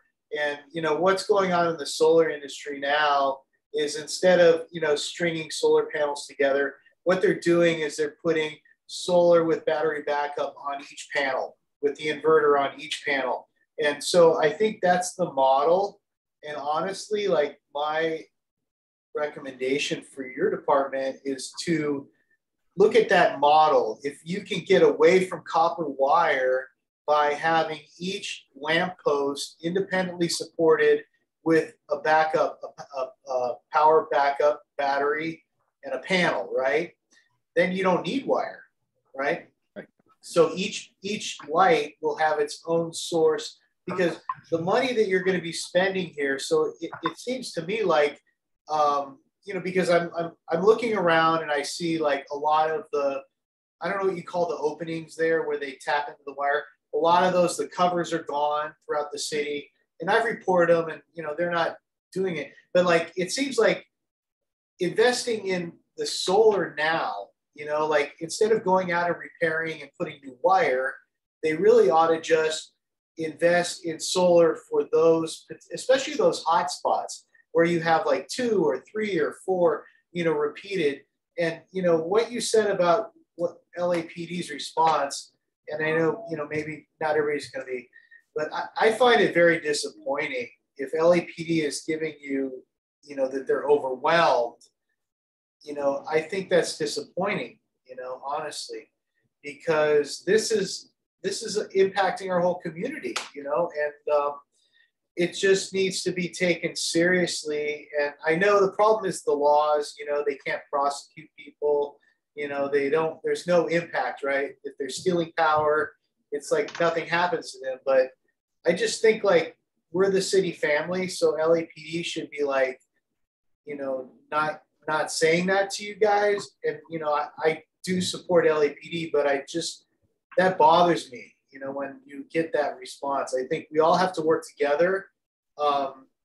People are busy, but like, we have to support each other in departments. Like, we have a role as neighborhood council. They have a role as LAPD, because they're on the enforcement side. You know, they have to work closely with the community, you know, and so I wish they would give a response like, you know, we're doing the best we can, or, you know, that just keep reporting. We're going to get out there as quickly as we can. But I know it's a challenge, and I'll ask the question, like, how many people actually get caught in a month or in a year, in 6 months? It's like, maybe I could count them on my hand probably in the whole city. And so that's a problem, right? If in a whole year or a whole month, you're only catching one person, you know, it's beyond, you know, all of us, right? I mean, so anyways, those are just my thoughts. And I hope that, you know, we can all work together. And yeah, and I know you guys are doing the best you can, so thank you. Just to add, today, as a matter of fact, we had a Public Works Committee meeting where our director, Miguel, actually discussed this, and with Council member Lee from CD12, and he's highly aware of the severity of our copper wire power theft issues, citywide, and obviously within your district there, in your communities within your district. So yeah, and we're all actually, as a city family, we're all trying to find ways to combat this, you know, and at least try to reduce the backlog, which Becky had mentioned that, you know. So for right now, we're looking at least 3 to 4 months just to go out and do an initial inspection, and then another few weeks after that.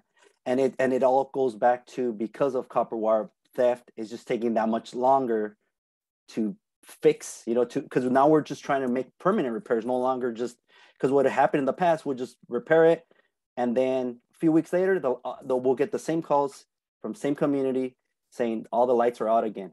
So we were just kind of kept feeding these vandals copper wire, and it's like, okay, no, we can't afford that. So now we'll attack the area and try to repair. Well, we're trying to do permanent repairs, which is, as you had seen in the presentation, that just takes that much more of our resources and taking longer, which is adding to the backlog. So that's the thing with that. So Thank you. We got another question from Boss, and then we'll go to Brandy. Hi, Eddie. Thank you for coming, you and Rudy. I know, and everybody knows that this is a ongoing for so many years now, and you might have done everything you can. And the copper has a selling market. That is one of the reason that this is going on, the copper wire. And my question is, like, can you update us on the BSL if they have done any research during these years to use any other material less attractive to sell beside copper wires? We have had discussions in that. We've had discussions in that. So I guess to answer your question, yes, we have discussed it. We have even thought maybe just using aluminum, you know, some type of aluminum wiring where the value is not the same. But aluminum is also selling market. Yeah, so there has been discussions, but yeah, don't really have the answer. But yes, it has been discussed. As far as what else,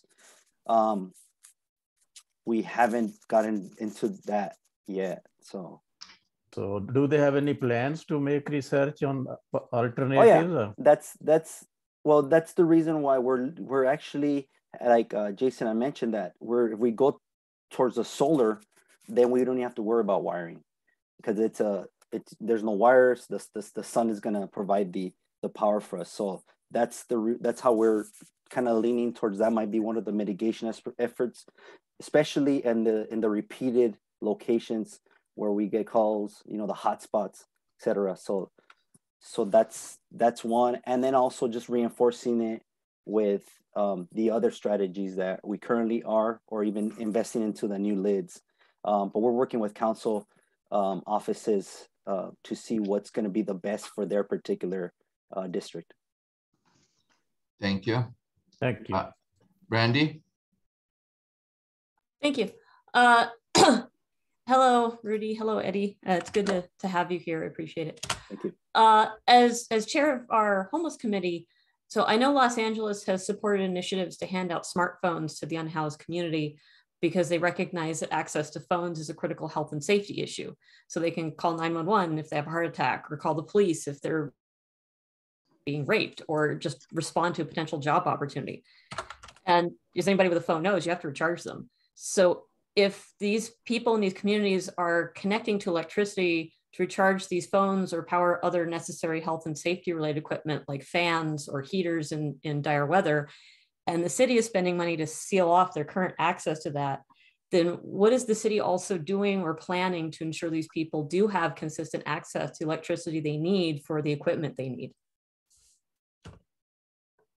Actually, that's a great question. And that's the case. I'd have to go talk to my executive team and see what's the approach on this. But yeah, okay. It's one of those situations where like you mentioned, you're giving cell phones, which they, you know, to help support their needs. But at the same time, as you saw in some of the pictures, mm-hmm. they're tapping into our system and charging their fans, their phones, and all that. So it's one of those situations where it's complicated. Yeah, it's definitely complicated. But yeah, I definitely would take that question back to our executive team and see get you a better response to that, or a better approach to it. So I appreciate that very much. And again, thank you for coming. Okay, thank you. Thank you. And then we have 4 attendee questions, and then we can move on to next agenda item. We got John and Michelle Hales. Floor is yours. Thank you. Thank you very much. This presentation goes right to the heart of the matter. If we think about a side issue, cars, Toyotas, there's a catalytic converter. We're looking at saying, how do we stop these people from cutting those catalytic converters out of cars? Well, they turn around and go sell those catalytic converters to a recycler. You need to go back and find the people that are paying for this copper wire. Is it hard to find them? No, because the amount of wire that they're bringing in across Los Angeles is huge. And you can see that. Issue at hand, right now is trying to stop this theft. It's going to be exceptionally difficult, but keep in mind, most of the San Fernando Valley, East LA, down towards the beach, homes were built in the 50s. They didn't have sidewalks, they didn't have sewers, they didn't have that many telephone poles, and they sure as heck didn't have light poles. So you'll find the horse ranches, etc., the outlying areas, no lighting whatsoever. So keep in mind, this project is very wide, and I can only imagine what you're going through on a daily basis, but keep in mind that solar is an option. I've run across 2 contractors that have made several attempts with the city, your department, and attempting to do, and they may be working with you now, but they have made attempts to go and convert existing lamp poles where they have pulled the copper wire out and mount the solar onto those. Zero response. Thank you. Thank you. Wendy, any more? Floor is yours. Hi, Eddie. Thank you for your time. I wanted to add on to what Becky had to say, because not only is the problem on Reseda and Wilbur, but it's also on Tampa once you get up past Wilbur. It's beautifully dark there. So if we want to see the stars, that's terrific. But we did have a situation where it was missing a while ago and it was repaired, and now it's removed again. And even the last couple of weeks, more lights disappear as I drive up the street every time. And it's, as you probably know, it's not a street that some people walk on, but it's largely cars. And so I'm hoping that, knowing these problems exist here, that you might have come prepared, knowing what we've done before and what's being planned. So I wanted to ask you the specifics. Were any mitigation techniques used last time repairs were done here? And number 1, and number 2 is, what is the plan for repair and mitigation here, and when might we be expecting that, and what could we as a board or as a community do to accelerate that? Yeah, I'd have to see. I am aware of the streets that you mentioned. I'd have to look into the specific incident report to give you the full details of what was done prior. But like I mentioned earlier, I know that we are going in now, especially in these repeated areas, or where it's being affected, a whole community is being affected, is that we're going in there and using our current strategies of welding the access hose, pouring the concrete over our current. So we are doing extreme measures. That's pretty much the highest level of mitigation efforts that we're doing now, or fixing. So that, for a fact, I know that we know when it's a hard hit area. For example, like in CD12 and those particular streets, we are going with the full permanent fix, or we hope that it is a permanent fix. As far as how long, like I previously mentioned, it was 3-4 months. I do have a stat in the current fiscal year, 2021-22. We've had 1,833 incidents that were open, and 1,633 that have been closed. So in your council district, we currently have 200 that are still open, 200 incidents in council district 12. So with that said, that particular area you're talking about is just a handful of what we have throughout. One way I do, or I guess when you could maybe try to expedite the process, is going through your council office or council reps, and then let them notifying myself or our group, or even Megan Hackney. She oversees she's assistant director and oversees our field operations division. And we would and try to assist as soon as possible. The thing is that we do have a current backlog, and it's like, okay, it's kind of like, all right, who goes? We tend to just go down the list. Fortunately, sometimes if there's ways we could work with council office, or in particular council district office, and see if there's other ways where we could have our field crews go out there. Resources are very limited right now, both with field crews and obviously with money. So that's another challenge that we currently are facing. When you say you have 200 still open, does that mean is each light pole one item, or is the however many on a street is that one item? No, it really depends. It could be one incident could mean one light, or one incident could mean 10 lights, or it could be, so it depends. It varies. So it could be from one light to multiple lights that are out from one incident. So. Okay, yeah, because I was going to say I think it counted at least 20 on Tampa, and I'm sure there's the same amount on the other and two maybe streets. the one, yeah, maybe the one on Tampa is already logged, like connected to either one main incident, or it could be multiple incidents. Mm-hmm. And then our field crews will go and assess the area and determine, okay, you know, then they'll notify us. But we could definitely look into these locations for you guys and give you the latest status update of what we have from in-house, from our field staff that we received. So thank you. I do have one question.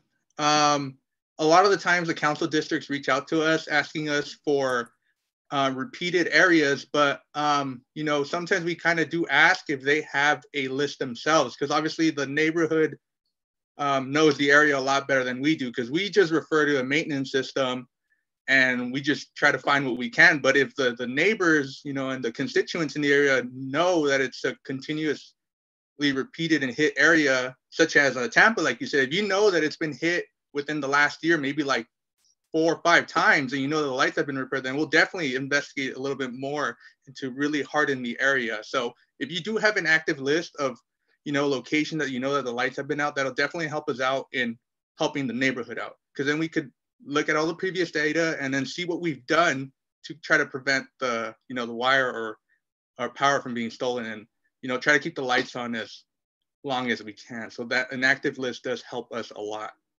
Would it be beneficial for the board to send you a letter, an official letter of our concerns and the list? Yeah, you can send that over. Sure. We'll definitely take that into account as well. And, you know, we could show it up to upper management and so forth. So any additional information you could send us, it'll definitely help us out a lot in helping your neighborhood. Thank you. Thank you. Assad? Thank you, Mr. President. Rudy and Eddie, great to see you here in Porter Ranch. Mr. President, I'll address some of the questions given I have more information than, you know, Eddie is focused on the presentation today on the wire theft. In regards, and then I'll elaborate a little bit on what Jason had put on the table. Eddie was one of actually the designers who worked on the solar lighting on the bikeway on the Orange Line when he was in the transit division before his promotion to the wire theft. So he's very familiar with the solar.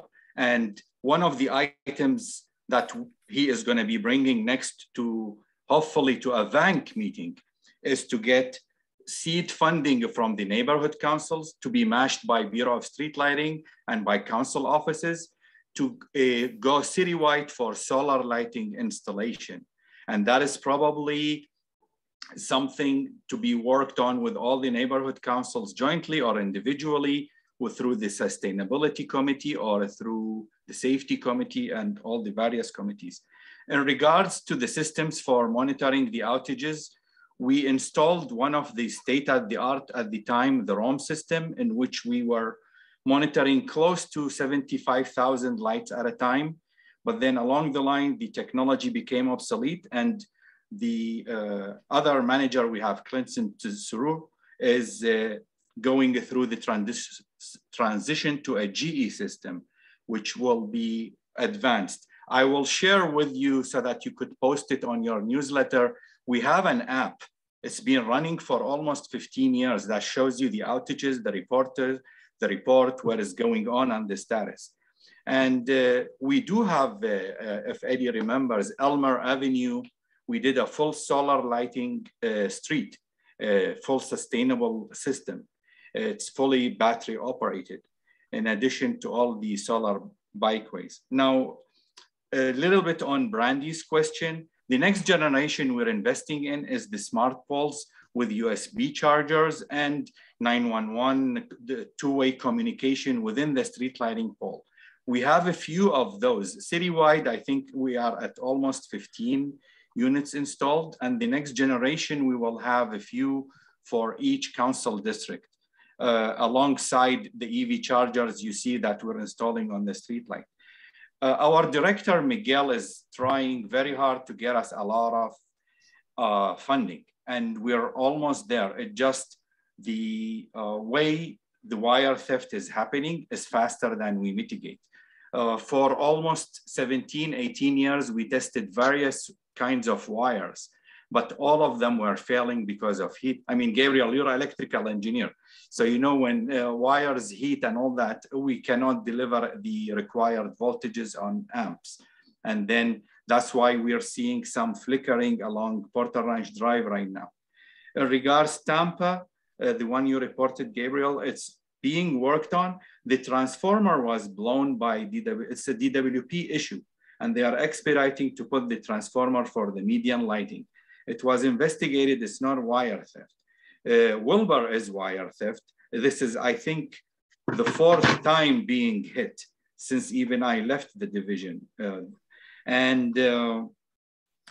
Rinaldi, east of Reseda, is wire theft, which is going to be up and running within the next 2-3 weeks. And you've seen the crew working along Reseda, north of Rinaldi, south of E.T. Park, and it's going on. And Eddie, Rudy, I love you guys. Thank you. Thank you, Assad. Next is, I got a couple more hands up, and then we got to move on this item. Brian, floor is yours. Thank you again, Gabriel, and I apologize for not mentioning my condolences to you and your family earlier. Eddie, I appreciate everything you're saying, and I certainly recognize the difficulties even with solar.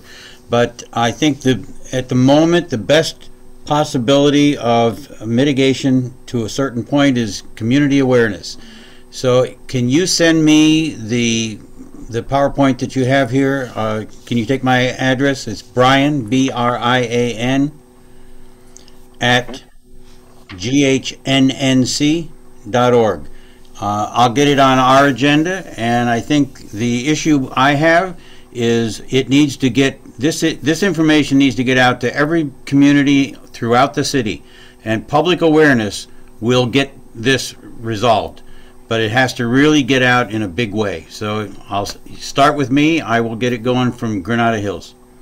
And as you know, I'm sure Granada Hills has the same problem. Balboa, north of Westbury, has lights out on the east side of the street to Woodley. So I would appreciate that. Can you repeat your, so it's Brian? Brian, B-R-I-A-N, at ghnnc.org. Got it. Okay. Thank you. Thank you. Thank you, Brian. We got Ron, and then we got Glenn, and then we're moving on. Ron, floor is yours. Hello, thank you for coming this evening. I appreciate it.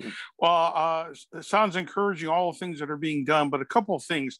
In the meantime, is there any way possible that the Bureau of Street Lighting can go out and get in bulk the solar lights that the city wants to use at cost, and let the neighborhood council, if they choose to, pay for those lights and have them installed either by a approved city contractor or the city itself, in the meantime, while all these other measures are being taken to reduce the cost. So at least the neighbor council can possibly allocate some dollars to key areas. Now, years ago, DWP, I don't know if they're still doing it, used to offer a program, and we did take advantage of it at the Porter Ranch Estates, where you pay a small fee every month, and they install a light on the power pole, and we used those, and it was very effective. It was like a street light.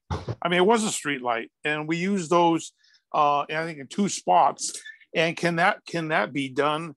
And also, there are some very powerful, low-cost lights that people can use in the interim, and can they be installed on the pole itself in this interim period, so at least the areas have adequate lighting? So it's 3 items. Thank you, Ron. To answer your last question, we We normally don't allow any other attachments to our infrastructure. So that one would be a no. As far as entertaining with like neighborhood councils or other community organizations and them willing to use some of their funding towards us acquiring or us installing solar lights, I think that could be an option. We have discussed that, and we have even discussed that with the council offices, where it's starting to seem like, you know, they're trying to look at all types of funding options, and us in itself, our department itself, we're also looking for other grants or other programs where we could find funds to buy more solar lights. But yeah, so that, I don't know, we'd have to probably go through the council office. I don't know if the neighborhood councils could come straight to us. I think there's a whole procedure on how that would how that the funding aspects of, but yeah, definitely we could entertain that. Let me see, what was your first question? I think that was 3, right? It was DWP, going to yeah. DWP So, and having them install some lighting in the interim. So that's called an outdoor area light. And yeah, they still have that program that you could contact DWP them. Well, actually, you contact the Bureau of Street Lighting, the Community Impact Division, CID. And you could go to our new website. Let me share that with you guys, and you guys could find it there. And I could also share it. It's lalights.lacity.org. And there's a way you could request for DWP lighting, or send a request for DWP lighting through us. So yeah, and it's called the outdoor area lights that get attached to either their posts directly, and that could definitely be used as temp lighting, or, you know, and we've seen it, and we've seen it throughout the city where they reach out, and or other the constituents reach out to them and they'll install the light. So yeah, definitely that program does still exist.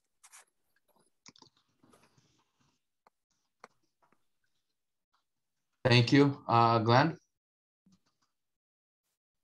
Yeah, quick question, 2 quick questions, if you know the answer. So the street lighting assessment that's on many property tax bills, is that just to pay for the electricity, or does that also include having, covering the costs of, such maintenance, and in this case, replacement of, repair? It pretty much covers just our maintenance aspects, but to be honest, that barely covers more of our typical, which in the past was fine, was just literally if there was a fuse out, people would call us or put 311, and there's one single light out, street light out that was out. We'd go out and it was just after 10 years or whatever, the LEDs are going out. We'll just change out the fuse or replace the lamp. So that, not to this extent where we're spending millions of dollars now just to make these major repairs and just to even try to not even catch up. We're so far behind now that our backlog has increased so much. So those assessments funds are for maintenance, but it's just right now at this rate with the limited resources and limited in funds, it's not enough to even capture all the copper wire theft issues that we have citywide. Okay, and the next one's really, really quick answer. Just to get an idea of the order of magnitude of the street lights out in a typical snapshot of time, can you do a guesstimate on the percentage of the total streetlights throughout the entire city? What percentage at any given time are out because of these issues? Actually, that's a great question. I'm trying to think. We were kind of running those numbers recently because it's a great question because it's coming to that point where, you know what, we do have, so if it's 20, let me do some quick math here real quick. So, or if you know the numbers, we can do the math. Thanks.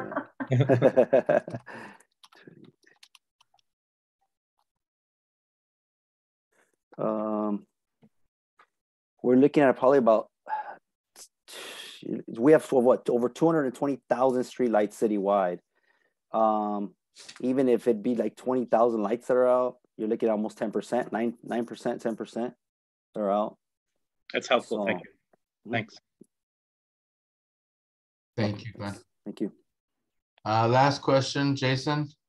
Yeah, I mean, just to wrap it up, like, can we agree on like a next step for us as a community on this issue?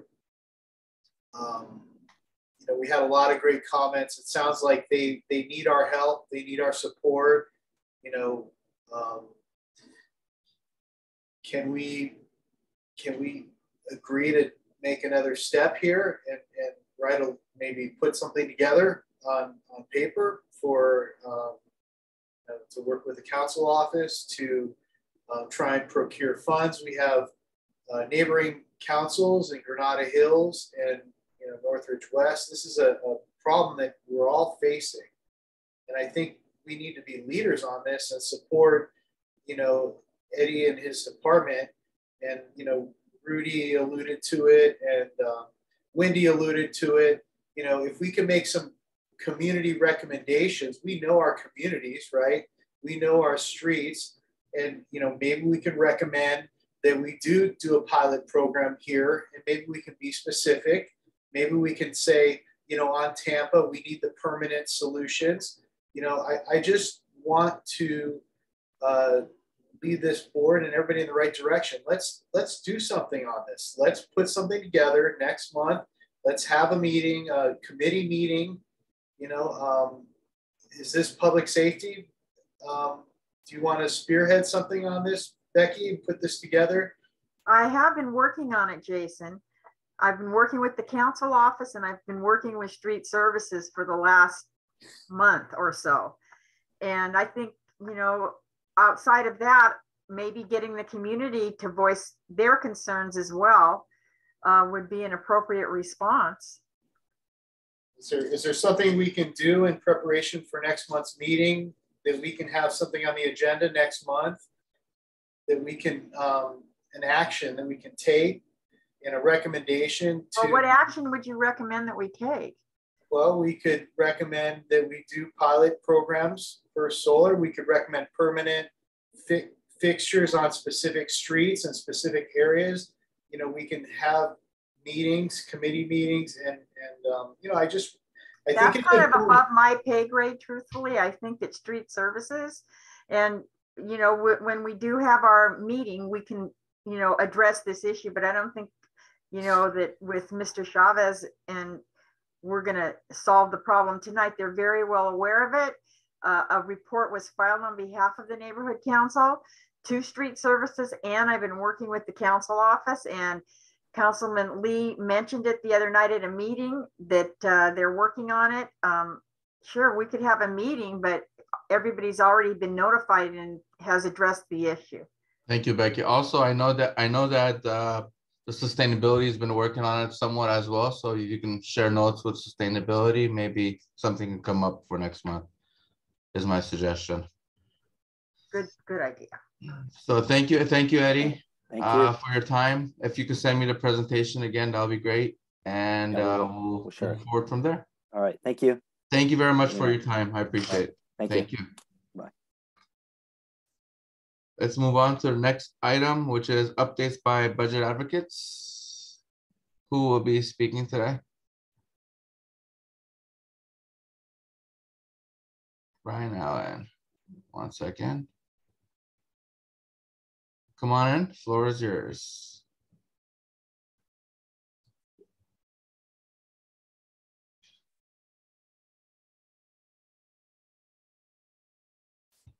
Are you here?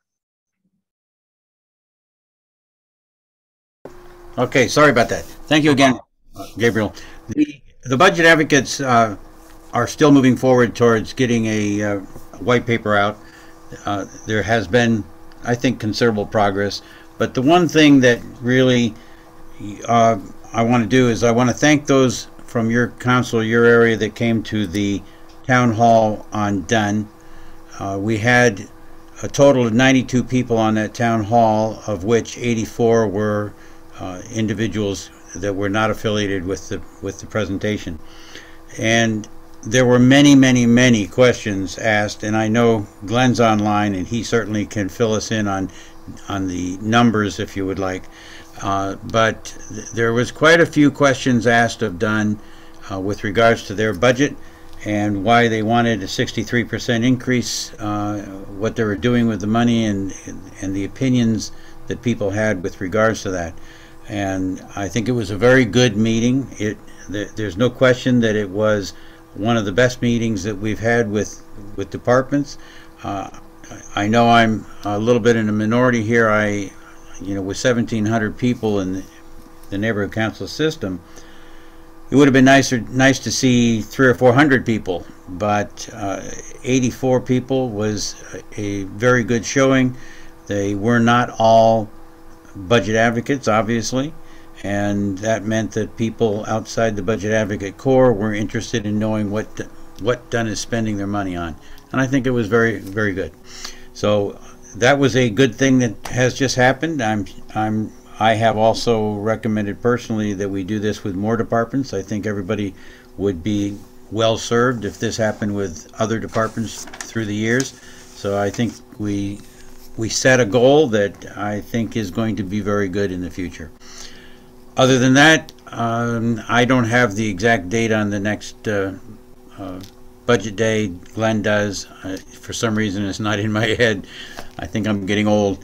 But there will be another budget day coming up, and the budget advocates will be having elections this year. So, and I can see that Glenn Bailey has his hand up, so you can help here. But there will be elections this year, so we hope that everyone will attend.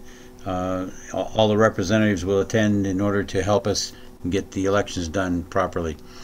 Let me turn it over to Glenn so he can fill you in on some details. Thanks, Brian. And just want to say regarding the town hall and the Dunn budget proposal, it was recorded, and the link to the recording is up on the Budget Advocates website, as is the slide presentation for that was presented, and the Q&A. And I think last I heard there was more than 60 questions. I think there's more than that. And so it's going to take the department a while to answer those, but as soon as we have those, we will post those on the website also, budgetadvocates.org.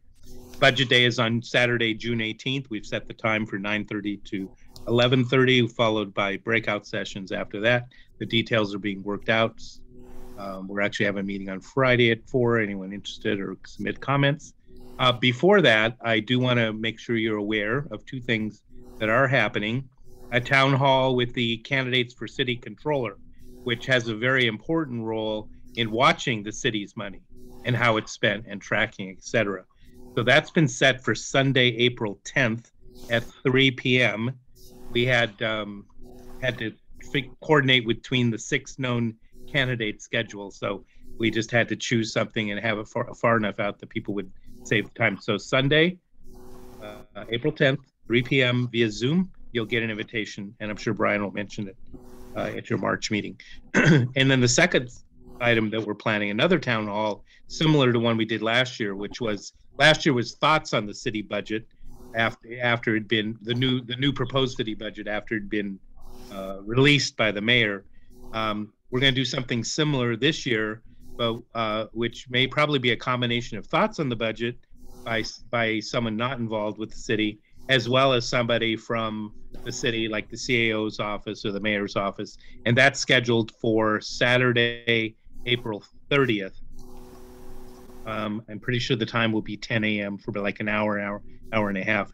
Both of those will be virtual, so you can join from wherever. And I know one person was working on a cleanup while they joined our other town hall. They just had it on the phone. So you don't get the slideshow, but you can pick that up afterwards. So those are the things I wanted to add to Brian's report. Thank you very much.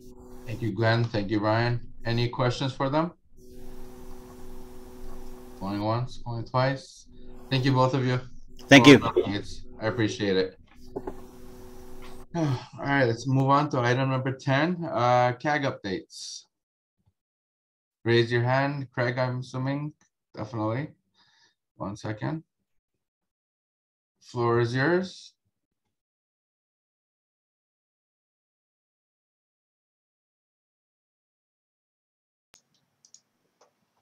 Hi, everyone. Craig Galanti. So there's not a lot to update you on, so this could be brief and probably best used just to answer any questions anyone may have. But as you heard Tessa from Sheila Kuehl's office, we have coordinated a meeting towards the end of the month, and the driver of that meeting was a preliminary update to Kuehl's office because they were meeting with Department of Public Health. If you recall, Blake Clayton mentioned that in our January meeting, and I spoke up and encouraged him to facilitate a meeting with the CAG and potentially some stakeholders to understand the other perspective, right? Because DPH is going to present their position, and it's only fair that the CAG presents because we're such a big gap between what the CAG and the community wanted. So anyway, that is materializing. If you recall, last January's meeting, Blake Clayton promised that Kuehl's office would host a town hall. So by all means, I mean, the whole community needs to be heard. This is a prep meeting, I guess you would call it, a preliminary meeting to get them up to speed on what the issues are. But I meant what I said earlier, and I hope no one took it offensively. I want to see some action. I'd like to ask Tessa to come back with me at our next Porter Ranch Neighborhood Council meeting to let you know, very quickly review, here's what we talked about, here's the issues we raised, here's where we agree, here's where we're far apart, here are potential next steps. I mean, I think we owe it to you guys. I mean, I think we owe it to the entire stakeholders. So I was trying to hold Tessa, you know, in a professional way, just accountable to come back and answer the questions you guys may have.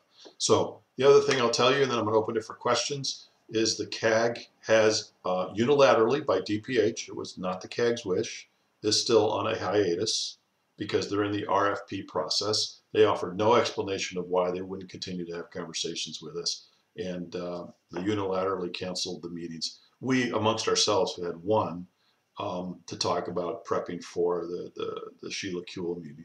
So I'm going to stop right there, because I've given you guys updates in the past, and if you have any questions or concerns, any recommendations on what we talk about with Sheila Kuehl's team, evidently the supervisor will not be present in that meeting. So I'm going to turn it back for questions and suggestions, if that's okay. Thank you, Craig. So she is not going to be there. Who will be there at that meeting? Just the representatives? Yes, just staff. I can tell you as we're warming up for next questions, I will look and tell you Tessa's the most senior person, and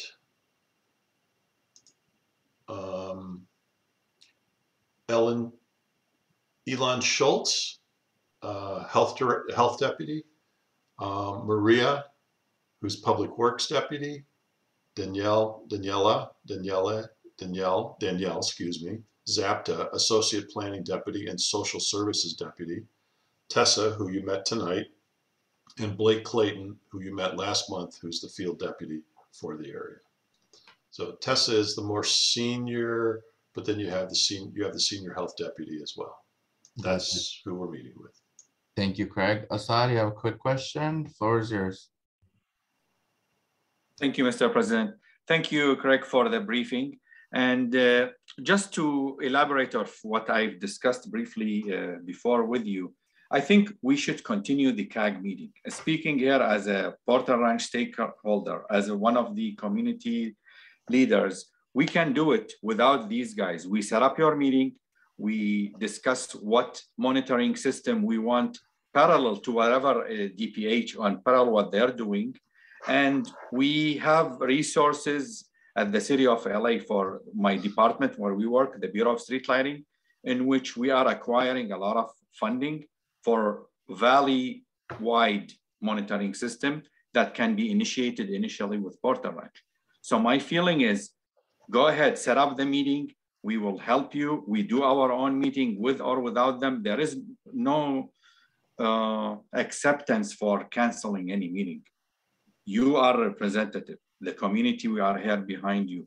The engineers, we are here with you. And we can do our thing with or without DPH. And that's all I have to say. We support you. Oh, well, thank you. Thank you, Assad. We got a question from Jason. The floor is yours. Hey, Craig. I wish we would nominate another CAG member.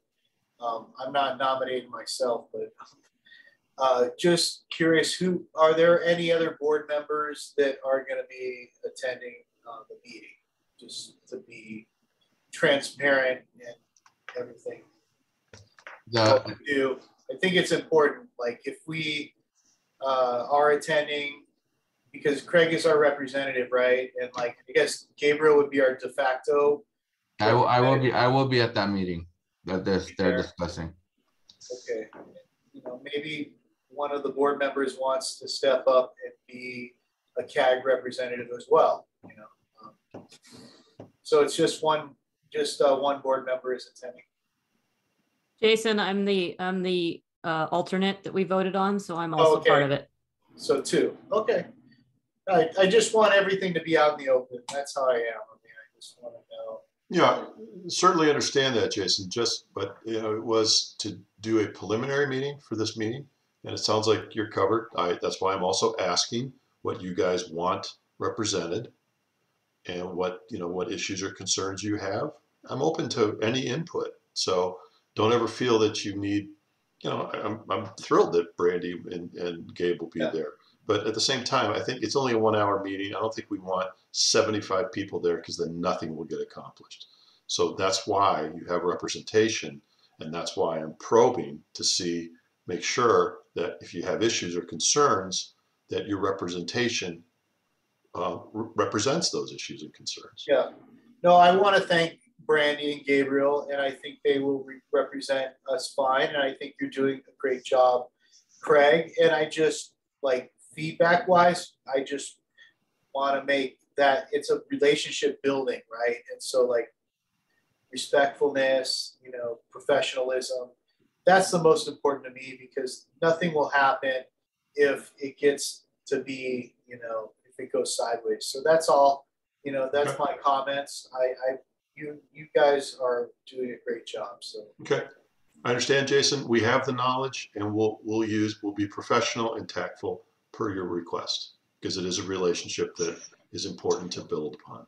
But actions are also important, and we may professionally and politely ask to hold them accountable. But let's get our feet wet. I know where you're going. It's a 1-hour meeting.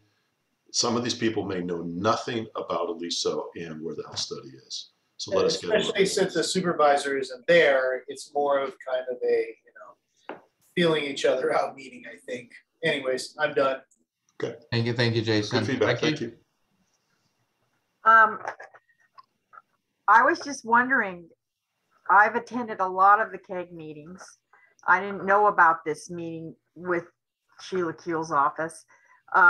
I don't know what the harm is in just listening to the meeting. Like in this meeting, we have people who are listening, but they're not talking. Is there any way that we could at least just listen and not have to get secondhand information from people who are at the meeting if we wanted to just listen to the meeting? Since I'm less than 3 miles from where the blowout was. I'd like to know what's going on. So is that possible to do that, Craig, with your group? I'm going to leave that to the Porter Ranch Neighborhood Council to decide what representation they want there. And if we all wanted to listen, we could just listen, and we don't all have to talk. Okay, thank you. That's it. It's possible. I'll leave that up to how you guys want to self-govern. Thank you. If maybe they'll record it. Would that be appropriate? I think so. I think okay. I think the public should know what's being said and to represent ourselves. Sure, I have no problem. I would want to support you. Oh no, I get it, Becky. Becky, I'm just trying to balance with overwhelming number of people, and then nothing gets done. Nothing gets clearly communicated. By the time you go through the introductions, you've already burned 20 minutes of a 60-minute meeting, and you don't get to the issues. But if you had like 300 people or 1,000 people, but you only have 2 people talking, that's fine. But correct. We won't get it secondhand information. We'll get it firsthand.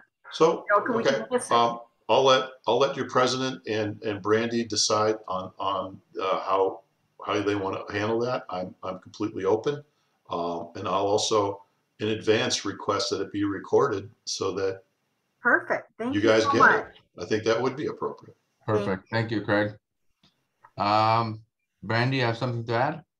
Yeah, since the meeting's still kind of being arranged, I don't know if we've settled on whether it's over Zoom where it can be recorded or if it's an in-person meeting in their office. So listening in may be more of a challenge if it's in person, but we'll see what we can do. That's the best we can all say. Definitely, I agree on it should being recorded. So definitely we should make that happen. And then, yeah, we'll discuss it with you, Becky. I'll stay in touch with you regarding it. And one last question I have is from Brian. Brian, the floor is yours. I just wanted to add that this, and Craig, correct me if I'm wrong here, but it is not our meeting. It's not the CAG's meeting. It is Sheila Kuehl's office meeting. They're setting it up. So if there is going to be anybody authorized to get into this meeting, it has to be authorized by them. Craig, am I right or am I going too far? The CAG requested it. It came through a PRNC meeting, so I felt that it was important that the PRNC, in fairness, right, just, you know, have some representation there beyond myself. I mean, welcome Brandy and welcome Gabe. If we can keep it to that, maybe one other, I think that would be appropriate. But again, guys, it's that balance, right? Because look, we have to build a relationship here. If they get bombarded with 17 attendees in just a meeting that is just an update, you know, just here's our issues. You know, Jason's concerned, it could go sideways on that. So we just have to be cognizant of that.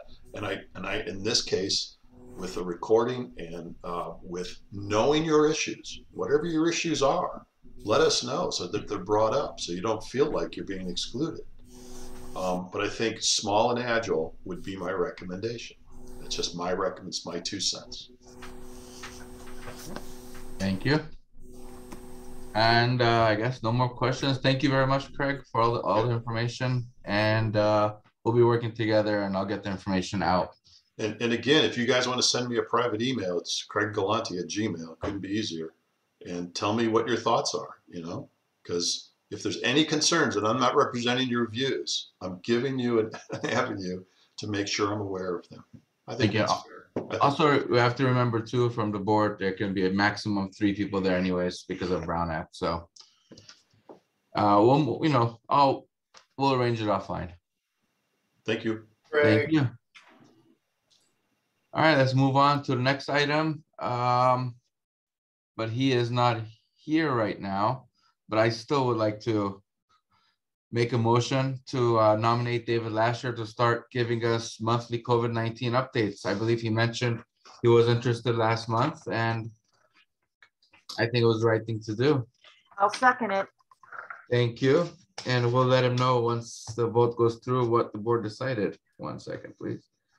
May I ask for the person of the name that made the second, please? Becky Levac. Thank you. Thank you. All right, Christine, are you able to take the vote? Absolutely. Thank you. This is for item number 11. Okay. David Balin.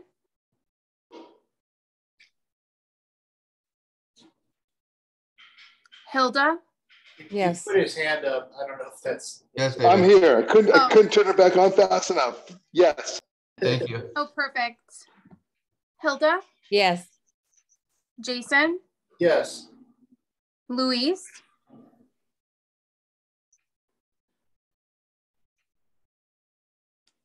Luis. Okay, we'll skip him for now. Becky. Yes. Brandy. I wish he was here to say he actually wants the position, but I'll say yes. I was gonna, yeah. Jennifer. Yes. Voss. Yes. Myself, yes. And Gabriel. Yes. I'll go back to Luis. Luis. Okay, so I think we have 1, 2, 3, 5, 6, 7, 8. So we have 8 yeses. The 8 yeses or 9 yeses, right? 1, 2, 3. Yeah, 9. Sorry about that. 9 yeses, 2 absence. Motion passes. And as long as he agrees to it, which he has done it in the past, and he agrees to it, he'll be it. Otherwise, I'll come back to the board. Perfect. Thank you. Let's move on to the next item, which is, let's see, Mr. Gibson is here. I don't see him. He is there. Let's see. Oh yeah, there he is. Are you actually here, Mr. Gibson? Or Yes, sir, I am here. Sorry about that. Perfect. I just want to make sure you're not in the other meeting or not. All right. Let's move on to item number 12, discussion and possible action to create a grievance ad hoc committee and assign a chair. You want to discuss this real quick, Mr. Gibson? Yeah, so just want to touch base with everybody. So hope everybody is having a good day today. Just want to bring in to highlight on agenda item number 12. Is after our training and I want to first thank all board members for attending into that training with the city attorney's office. The conflict resolution training was definitely helpful, and it's something that we are actually going to be implementing throughout the neighborhood council system. And in doing so, one thing that we brought into conversation was the having a grievance ad hoc committee that will collaborate with Raquel as we look to improve the grievance process. So we want to recognize there was definitely mistakes that could be addressed, and we want to collaborate with this board, and whoever wants to join this ad hoc committee, what they would be doing is there would be a collaborative working group with the department as we continue to streamline the grievance process. As you know, we believe that the grievance process is a way to which we are promoting democracy amongst all board members through a judgment of your peers. And we want to take this opportunity to collaborate further with this board and help us streamline the process moving forward, which is why I brought this suggestion to the president, into which he said he would like to bring it for board discussion. And then the few board members who get appointed will be able to collaborate together moving forward. And hopefully we'll be able to result in us help benefiting the neighborhood council system. Thank you. Jason? Thank you, Mr. President. Thank you. Hey, Gibson, I just have a question. You know, the woman that came to speak, you know, she's a mediator and it's a valuable resource. And I was asking, you know, is this the type of resource that we can utilize? Because I think that, you know, while this idea is good, that you're allowing us to work it out amongst ourselves. I think, you know, we appreciate that. You know, that was the general manager's kind of comment that neighborhood councils want to be, you know, autonomous and handle their own business. But I think sometimes, you know, when you're fighting amongst yourselves, it helps to bring in that third party. So I think, like, are there supports in terms of mediators that we can utilize for this ad hoc committee and things like that? That's my question. Yeah, so thank you, Jason. I think one thing I want to touch base upon is that we want to actually further incorporate the mediation process within the full neighborhood council system. So that's something we're further exploring. We want to understand, especially during the budget processes, you know, anything that requires departmental collaboration requires further assessment, also sort of a review of funding. And so we want to actually, this is something that we are thoroughly interested in doing, and this is what we're pursuing, and making sure that the city attorney's office is going to be part and parcel of our team. This is also something that Raquel has mentioned as the general manager in her budget presentation. And the if I may, Gibson, and you know, you're thinking very broadly, right? But we're just talking about us, okay? And we have funding. So my point is like, why couldn't we just fund a couple hours? You know, you're thinking of the whole system, and you know, what you're thinking is months down the road. But what I'm saying is, you know, why can't you have it set up where if we want to allocate, you know, so much per hour, and we can bring in a mediator to help sort out our differences when things come up. You know, that's what I'm saying. Forget the whole neighborhood council system. I know that's your job and everything, but look at it from our perspective. We can just have, you know, somebody come in. Maybe it's not her, maybe it's someone else, but we need that kind of support, and you know, that's what I'm looking at. So Jason, I definitely understand what you're bringing to the conversation, but also in our end, if we're able to address it from the macro perspective, it enables us to also create policies that can empower you down the line in the micro perspective. I'm not dismissing the point. I'm actually I want to take the point into consideration and bring it further for discussion and figure out if that's something we can do. I don't think it's as easy as I'd wanted to do in terms of just easy departmental transfer of, hey, we want to pay for an hourly rate. That's something that definitely is going to require a few more steps, but I definitely hear you out, and it's something that I may end up circling back with. Pay for it. You know, we could vote to pay for it. Yeah, but transferring money from one department, from the neighborhood council to the department, still requires streamlining back-end processes. It's administrative tasks that we have to do on our end. Okay, fair enough. Thank you, Jason. Voss? Gibson, yes. I have come to know that Bonk has revised the code of conduct for the board members, and they have asked the comments from the board members.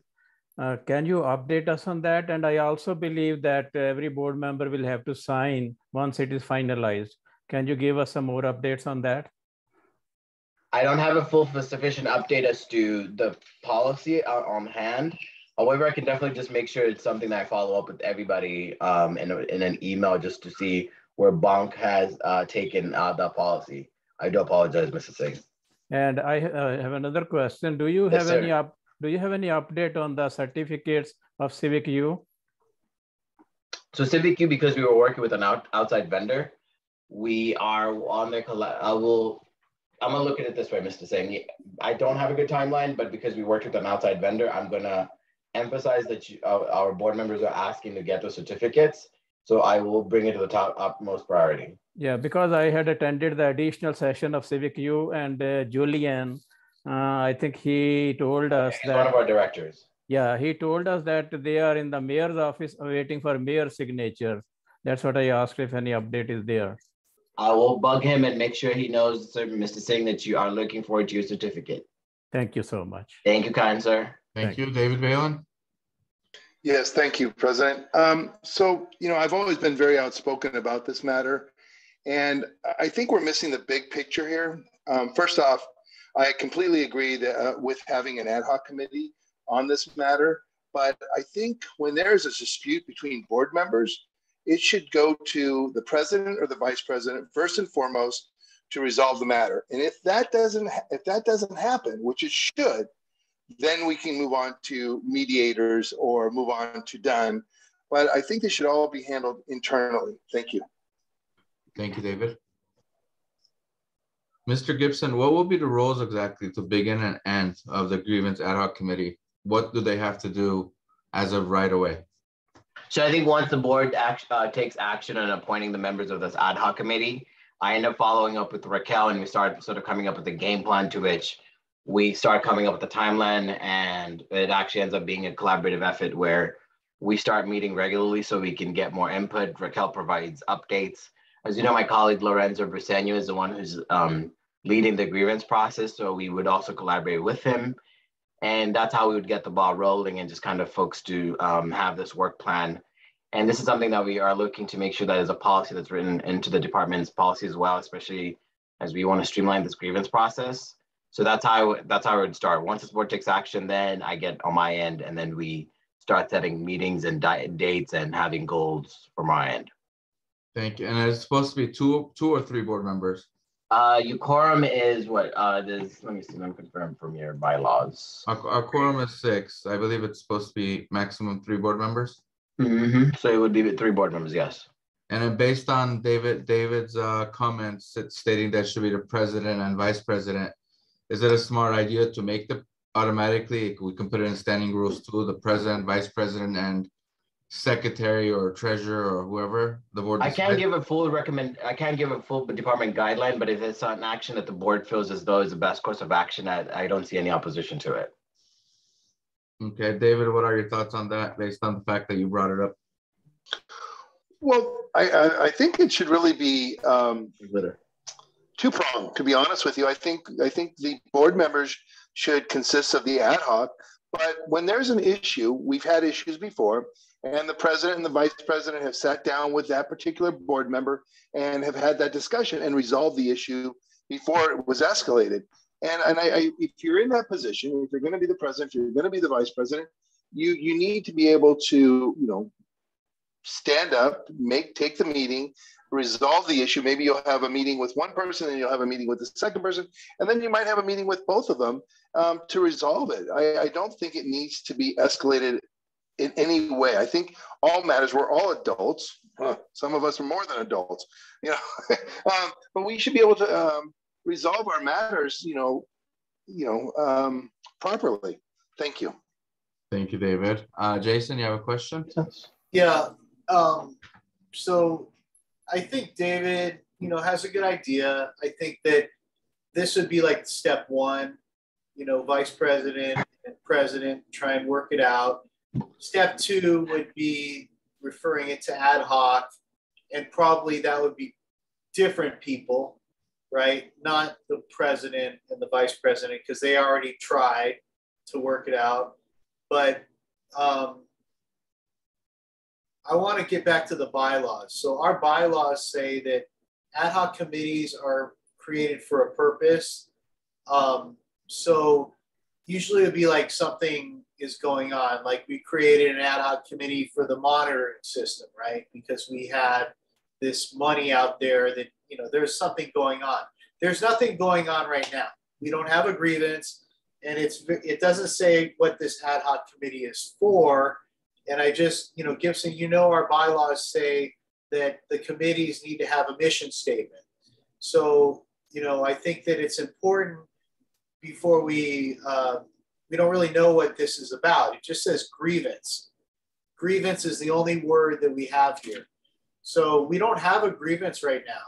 So it's not clear to me what the purpose is, and that's why we have a mission statement. So a mission statement, for beautification is to, blah, blah, blah.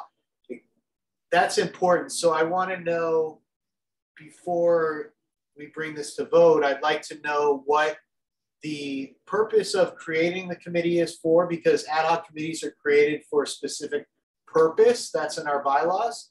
But I also want to know what the mission is, because you mentioned, Gibson, they're meeting with the general manager and a lot of different things. That's very vague and nebulous. I think it needs to be, explicit. So that's all. I support the idea, but I just want to know what we're talking about, what the proposal is here. I don't know. All I have is one, create a grievance ad hoc committee, but we don't have a grievance right now.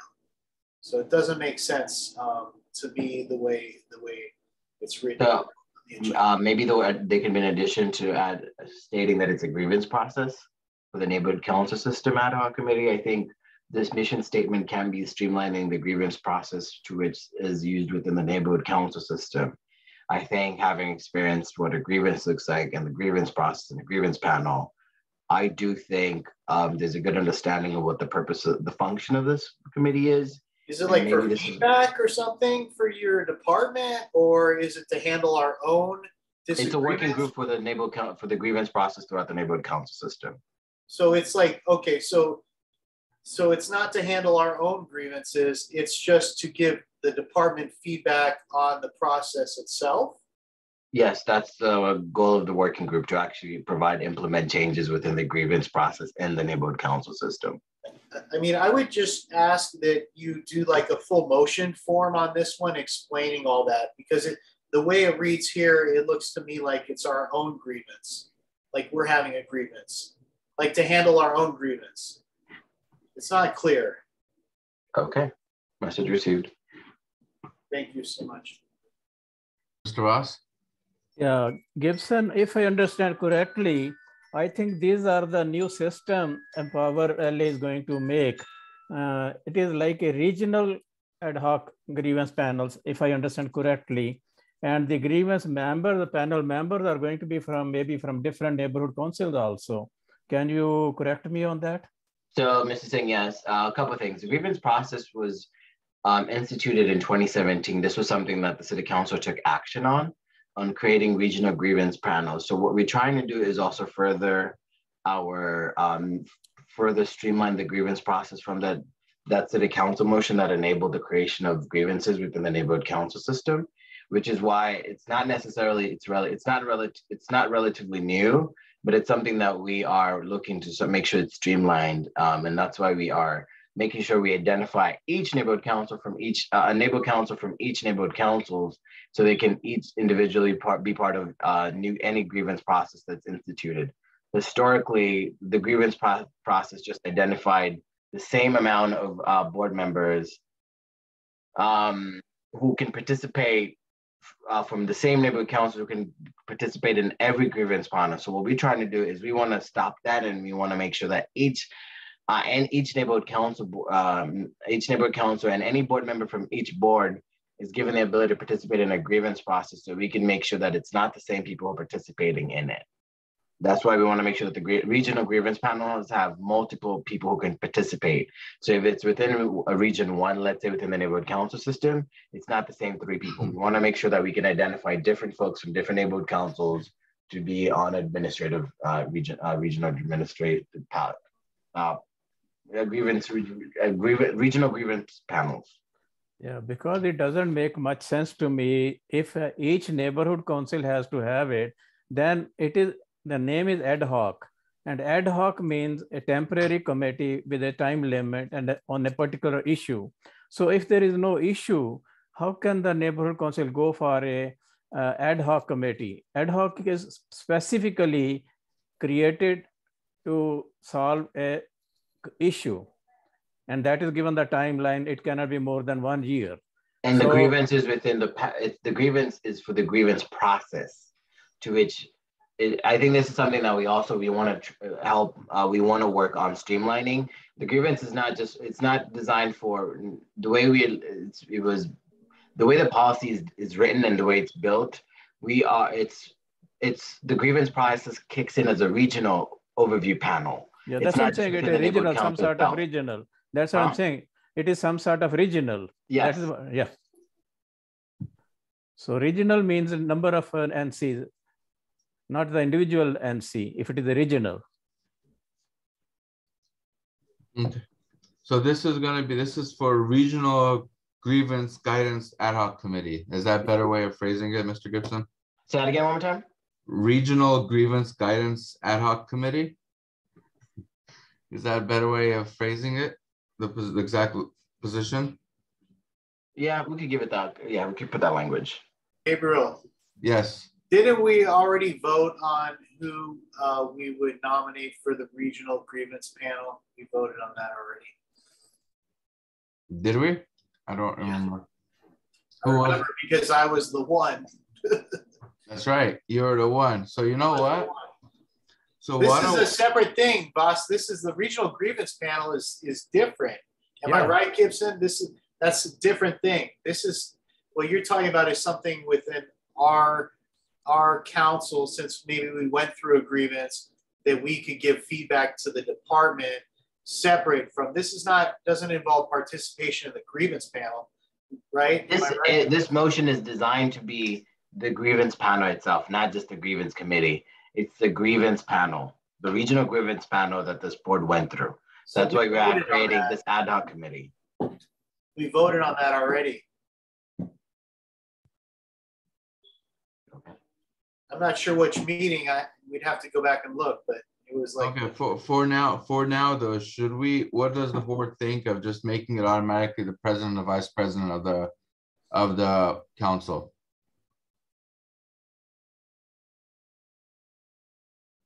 How many? Comments? I agree. David Balin says, Gabriel and Voss, thank you. I agree as well. Thank you. But we don't need an ad hoc committee. Why can't we just nominate those people to represent us on the grievance panel? What do we need a committee for? Well, we can call it, I guess, exactly what we mentioned a little bit ago, the Regional Grievance Guidance Ad Hoc Committee, which covers everything to do with grievance, the way it sounds. Well, then, if you guys are going to do it as President and Vice President, you better remove me since the board already voted me to do that. Just add that to the motion. I'm happy to not do it. If you guys want to do it. Well, remember, there could be 3 people on it. Should we make it the treasurer included in the party of the 2?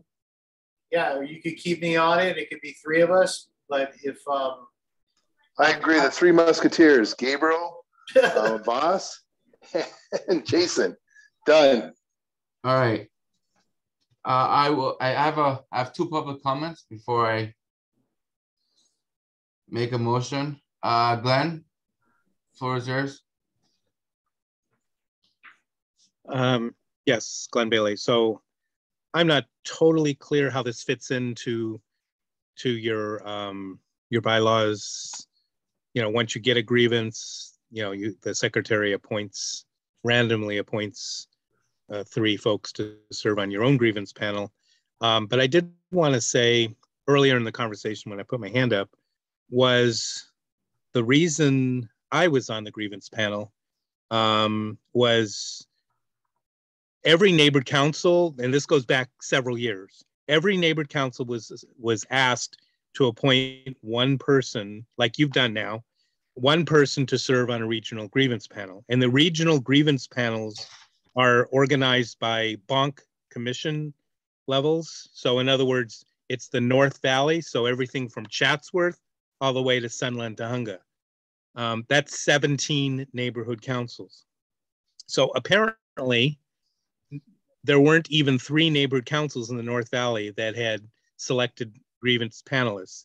So I want you to be aware of that, because as you're talking with other neighborhood councils, in order for this system to work as city council set it up until it gets changed, we need to have that pool of 17 people so that it's folks within the North Valley or, you know, South Valley for their 17 who then are a pool of people for a regional grievance panel. If that doesn't, you know, and so I'm just saying that because I think that even though the call was put out several years ago, there was elections, I think it slipped through the cracks. And that's why I was the only one on the grievance panel who was from the North Valley, right? The other ones one came from the South Valley and one came from, and I'm sure where. So, you know, that is how it's supposed to work when it gets to that level. And then, you know, your bylaws indicate how it is within your internal level. And then what you're doing here, I'm listening to figure out what it is you're up to. Thank you. Thank you, Glenn. Assad? Thank you, Mr. President. Just to give you my humble opinion here, you have elected already Jason as the regional grievance and for the regional grievance council or whatever it is, the board. This ad hoc committee, the whole goal of it is to take what the civil service has as a grievance, apply it and fix the 8-pager that Dunn has right now so that we have a system for the neighborhood council to follow. So it's 2 different tasks. Jason will be handling whatever grievances that come in the pipe and, you know, among another 2 people with them. This ad hoc committee would come in and analyze the 8 pages that we have on how you handle the grievance. And you say, okay, this is good, this is bad, add this, add that. And all these comments going to Raquel, and, you know, it's part of getting a full system for all the 99 neighborhood councils, comparable to the original system, which is the civil service grievance. So Jason is what Jason is. Your task here is to get someone who's going to read the 8 pages of the grievance and report back and deal with Raquel and Gibson on how to fix it, how to add on it, delete, strike through. And that's what the whole task is. And I might be wrong, but that's my understanding from, you know, Raquel and from everybody. Thank you. Thank you, Assad.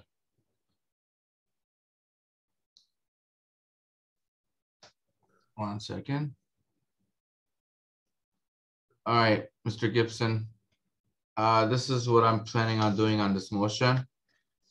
changing the words around, let me know if I can. I'll make a motion to nominate the president and vice president as a standing rule to be a part of the Regional Grievance Guidance Ad Hoc Committee to work in coordination with, in this case, Jason, which is on the Grievance Council panel. Is that a proper motion? So I would look at it I would say the way I'd look at it is, if you're trying to make this as part of your standing rules, okay, I would like to advise that you bring that to the board meeting for next month to put that in your standing rules. But right now, appoint the president and vice president to be part of the ad hoc grievance region. Tongue twister today. Regional Grievance Ad Hoc Committee. And then the board can take a vote on that, and then make sure you bring it back, bring another motion next month to actually make sure that language is updated in your standing rules.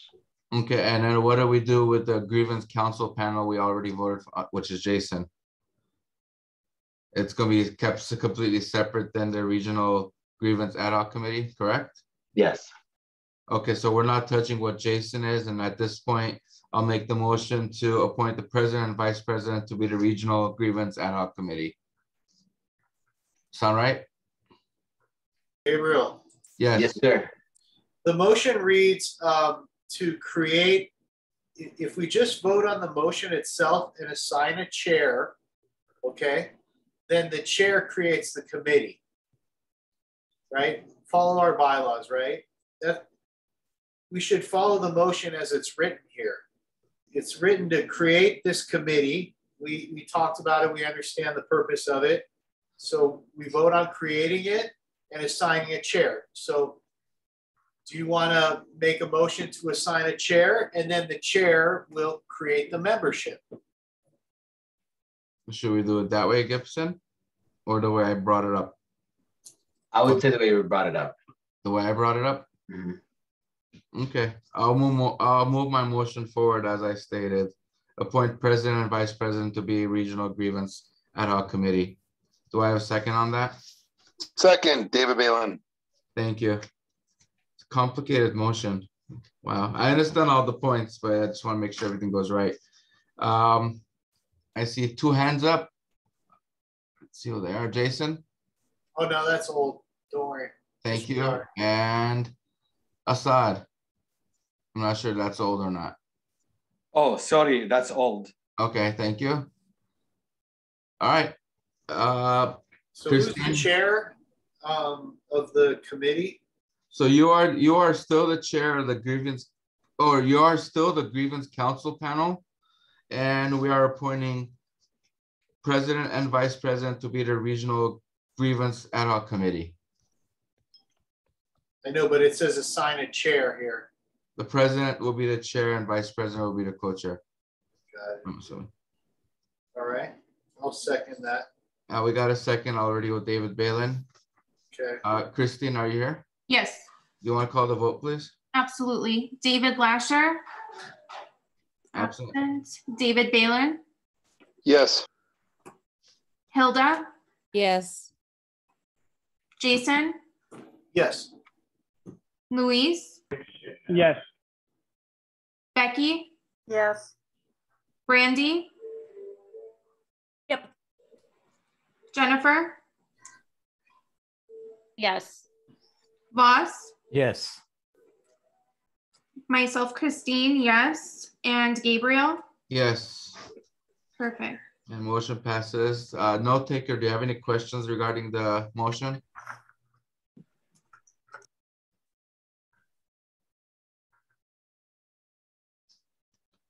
Note taker. Sorry about that. Had to unmute. Noted as recorded. Perfect. Thank you very much. I just want to make sure there's a lot of going back and forth. Sounds good. Let's move through the next few items real quick. There are funding motions. Let me share my screen real quick. Thank you, Mr. Gibson, for the information, clarification on the previous one. Thank you, Mr. President. Thank you. All right, next motion is motion and discussion to approve Castle Bay Elementary School MPG for the amount not exceeding $4,380.84 to be used for tables and chairs for robotics club. Hilda, this is yours, and let me share my screen. I'm going to recuse myself on this one because I'm on the governance and Chloe's a robotics. Thank you, Jason.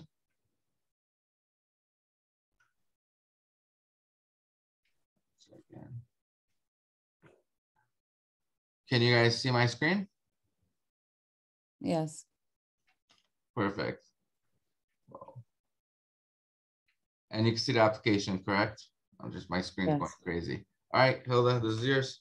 Okay, well, good evening, everyone. And this is my first time making this motion to approve Castle Bay Elementary School NPG for the amount of not to exceed $4,380.84, just like Gabriel mentioned. And this is basically, they filled out their application. I met with the principal, vice principal, and we want to support them. We want them to be able to use those funds, which were, as a matter of fact, it was higher amount, and it's been reduced to be used for table and chairs for robotic club. And I think this is very important for our kids, and to keep them busy, active, to do great things. And we're just trying to, and also I noticed that the principal and Linda as well, Linda Khachaturian, I think she was in the meeting, and maybe Sure. I'll bring her in real quick. Yeah, if you could bring David Price, the principal as well. I think they're here, and maybe they can explain more to our board. And if our board has any questions, this is a great way to start the school year, and with new robotic workstation for them and chairs. So you guys have any questions, please submit it. Thank you. Linda and David, floor is yours. Hello to the board, and thank you for taking a look at our grant request. My name is Linda Khachaturian. I am on the parent board at Castle Bay. I've been on this board for over 6 years, and Nadine, the president, and I oversee the robotics team this year. And currently our lab, the robotics lab, has tables, mismatched tables. And I could show you a picture of what the lab looks like currently, if you like to see. I could share my screen. Sure, let me unshare mine real quick. Okay. Just bear with, Go for it. You have ability to share now. Let me see. Okay.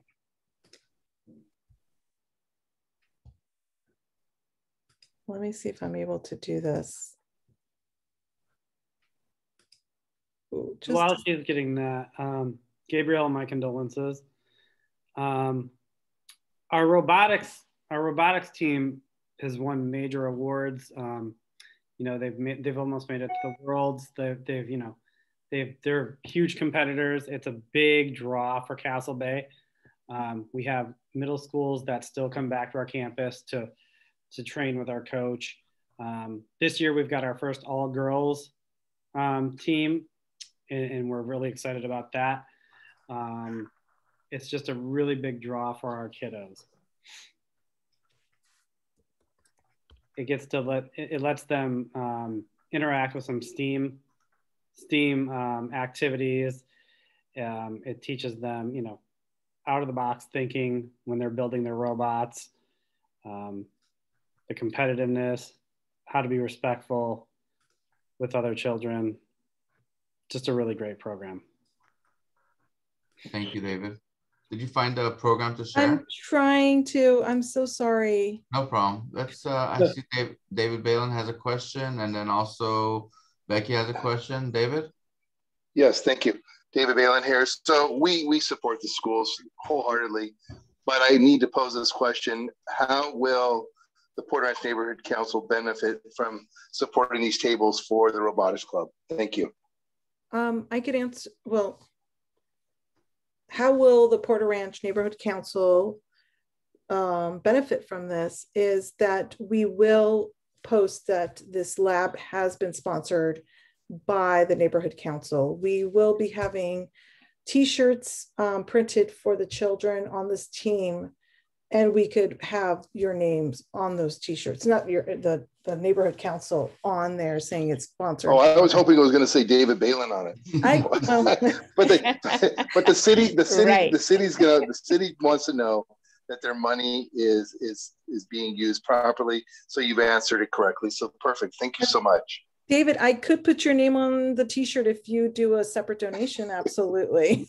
Now we're talking. You're a salesperson. Now we're talking. Thank you. I do want to say that these children, like Mr. Price was saying, I mean, we've had teams since 2018.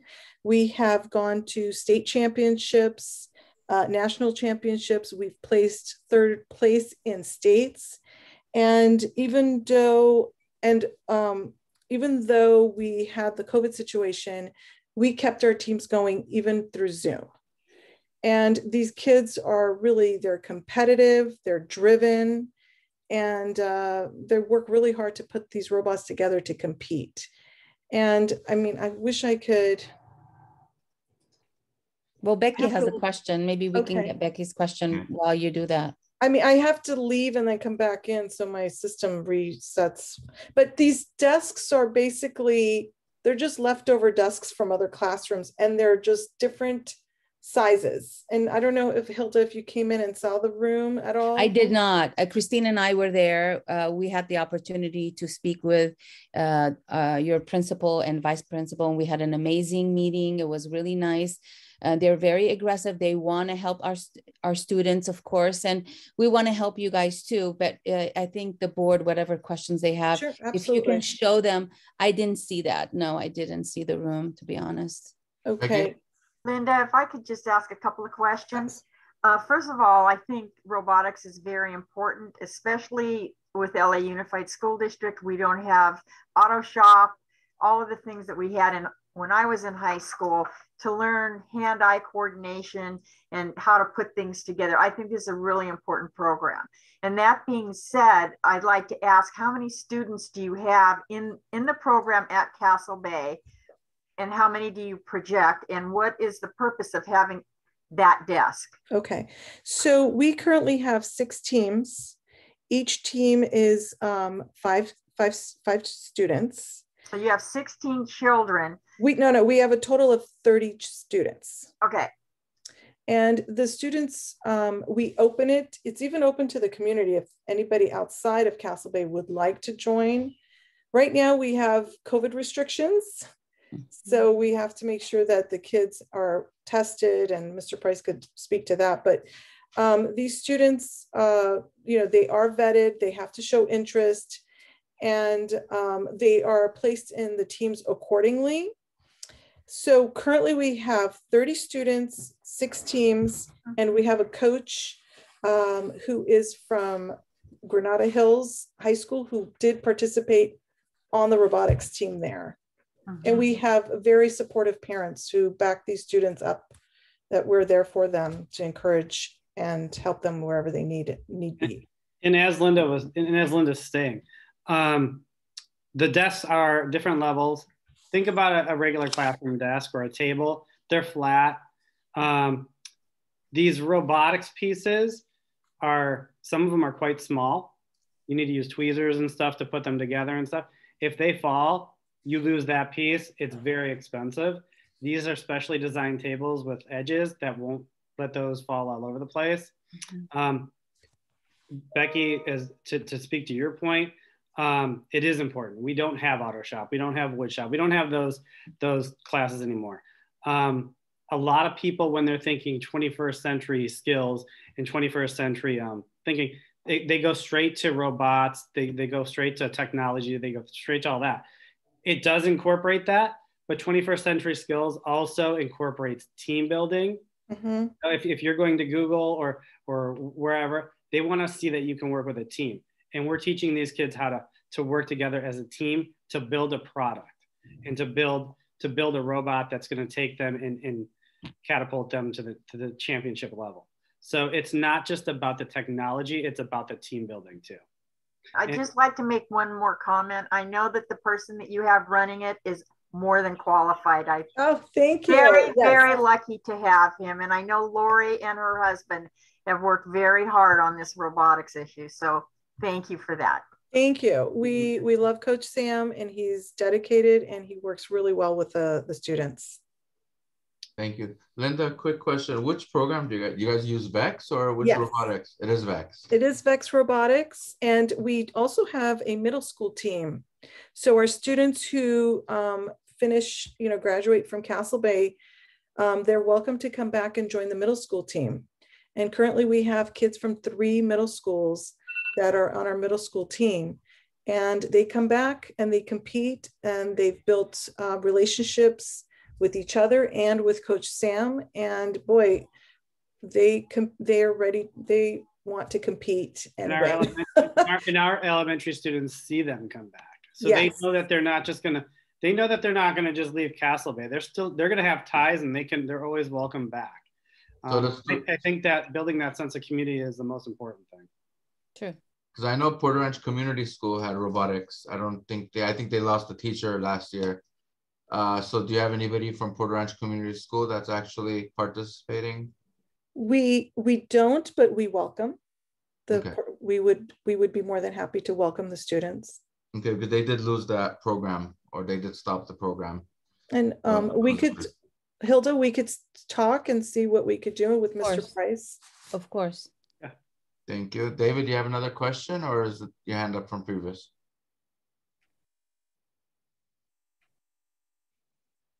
I think it might be a hand up from previous. Mr. Price, I sent you those pictures. Maybe you could share with your screen. Previous, Gabriel. Thank you. Let me see what I can pull up. And then we have a question from the public. Assad, floor is yours. Yes, thank you, Mr. President. Linda, David, it's great to see you and to have you. We're proud of you. I'm Assad Al-Najjar. I'm one of the referees in the VEX in the world. So hopefully you'll make it to the world. I've seen your accomplishments, and we're proud of you, your kids. And hopefully this motion will pass. The city is very stingy, like David Balin said, on items on how they fit in or not. My question is, I assume you have an annual budget desire of a dollar amount, if you have it handy, and how can we as a community beyond PRNC sponsor you so that this way we can do. I sponsor personally Team 1384 for the past 10 years because my kids go to that school, but they started with the Miss Dorfman with you initially. So do you have a budget in mind beyond this request? Well, I mean, these teams are brought together, and the way we could afford having robotics at Castle Bay is through parent contributions. And this particular, you could see the pictures that Mr. Price has put up. This has been something I've been wanting to do for the lab for over a year now. And, we don't have the budget for this, but an annual budget to request from the Porter Ranch Neighborhood Council, is that your question? No, my question is, okay, so you're asking this from the Porter Ranch? Yes. If you could provide maybe to Mr. Gabriel or to Hilda, beyond of with this, like wrenches, electrical powered equipment and all that, and something like the community could come in and get to you so that you have a better than what we see here in the picture. Our kids deserve a better so that you have enhanced the way they build. So maybe you could provide Hilda with your wish list, and we as a community come in and provide Hilda to get to you whatever you need. We need our team to win. Yes, we do. We appreciate that. Like I said, the parents are contributing so we could purchase these items for the students. But when, we can't afford certain things like improving this lab, and you could see the tables and chairs, we do go out to the community and ask. But I could work with Hilda to going forward as to see if we could ask for the community for money and funds. Thank you, and see you at the Waltz. Yes. Thank you. Thank you, Asad. And one more question, Glenn Bailey. I do see a note from Tara from Scott's office saying that they will recognize PRNC if we approve the grant. So I just want to make that public. That was stated there. Glenn Bailey, floor is yours, and then Hilda will move forward with the motion. Thank you, Glenn Bailey. I just wanted to say before you make the motion that what you have on the agenda is the name of the school, but what is in the neighborhood purposes grant application is the name of the nonprofit. So, anyway, you definitely ought to make sure that the motion is the same as what is on the NPG application, because that's what the city clerk funding program is going to be looking at, is the BAC that has the motion in it. But I can't advise you with regards to the adequacy of the agendizing in terms of name of school versus the name of the applicant. I'll defer to Gibson on that. Thank you. Maybe my suggestion to Hilda would be rephrasing the motion to say Castle Bay Elementary School - Castle Bay Parents and Teaching Helping. Actually, that is our legal name, our parent organization. We are a nonprofit, and it is Castle Bay Lane Elementary Parents and Teachers Helping. And our tax ID is actually linked to Castle Bay. It is. Mm-hmm. All right. With no further questions, Hilda, do you want to read the motion again and just replacing Castle Bay Elementary School with the whole name? What was that? The parents? What is it? I'm writing it down. Castle Bay. I'm sorry, go ahead. It's on the NPG application, Castle Bay Parents and Teachers Helping.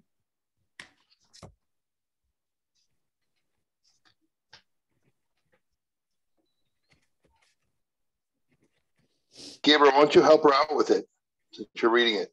Okay. Yeah, why don't you do that? All right. I think it's better.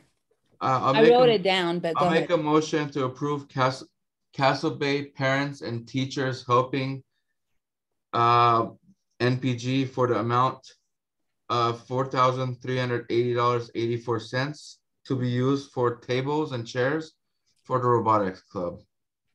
Awesome. Do we have a second on that motion? Hilda, you should second it. I will second it. Thank you. Yeah, it'll be only fair. I literally took a motion there from you. All right, Christine, you want to call the vote? Yes. David Lasher, absent. David Balin. Yes. Hilda. Yes. Jason has recused himself. Louise. Yes. Becky. Yes. Brandy. Recused herself. Okay. Jennifer. Absolutely. Voss. Yes. Myself, yes. And Gabriel. Yes. Okay. Motion passed. 8-1-2, motion passes. Congratulations. Thank you. Keep it up. Thank you. Robotics Thank you is very very much. important. Congratulations. Thank you very See you much. at the World. Yes. Definitely. I'll talk to you, Linda, and then thank you, Mr. Price. Thank you for taking the time to come out to our school. And of course, I'm supporting going to us. do it again. You and Christine, thank you. Okay, yeah, of course, appreciate Christine. it. Let's not forget Christine. Okay. Yes, Christine, thank you. Thank you, everyone. And thank you, Tara, for letting us know the information as well. Awesome. Thank you. Have a good night, everybody. You too. We have a few more quick things to go through. And is Jason here? Jason? I know he recused himself.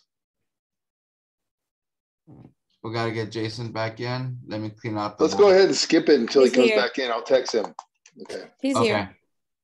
No, he recused himself, so I think he walked away from the computer. And number 15 is his too. Number 16 is his too. Number 17 is his too. Number 18. Christine? I'm here, Gabriel. Okay, let's go back to 14. You know, I talked to Jill. It's getting late. She's okay if we put that motion for the next one?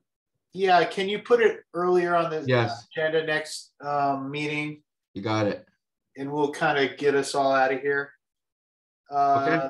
And then treasurers, let's see. You want to do something else, and then I'll pull up the treasurer's report. Treasurer, and then you got the MER number 16 right afterwards, which is yours. All right, well, let me get the treasurer's report. Can you get the MER? Yes, sir. Once again, MER.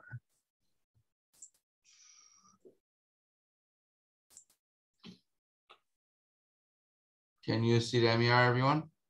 Yeah. Awesome. I'll just scroll to so you guys can see the numbers.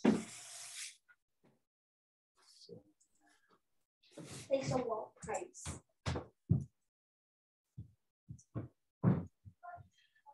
Any questions on the MER? And these are all the receipts attaching to the top. No questions? Okay. You want to make a motion to approve it? Yeah, I'll make the motion to approve the MER for January, right? Yep. January. Yes, sir. Do we have a second? Second. Thank you, David. Christine, call the vote, please. David Lasher, absent. David Balin. Yes, approved. You can Hilda? stop share. Yes. Jason. Yes. Luis. Okay. Becky.